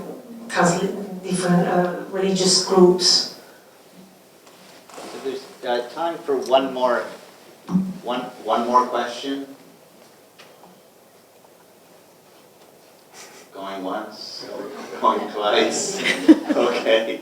I didn't take the last question. There's a better one out there, I'm sure. But if anyone has some remarks on not only how the approach taken to translating these, whether these are taken to be something like equations, distilling vast, voluminous amounts of information, or how they're approached, if there's just any observations about that. Any differences from other prose style or poetry, for instance.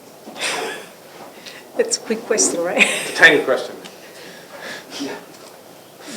I think there's agreement that that's a good question that we can discuss over food. So just really quickly, before I thank the panelists, I want to thank Sanjot Mahendale for setting this up, and Sky for helping, and Mandy for being at the videos, and our speakers today, and especially John for writing such a wonderful book. Thank you.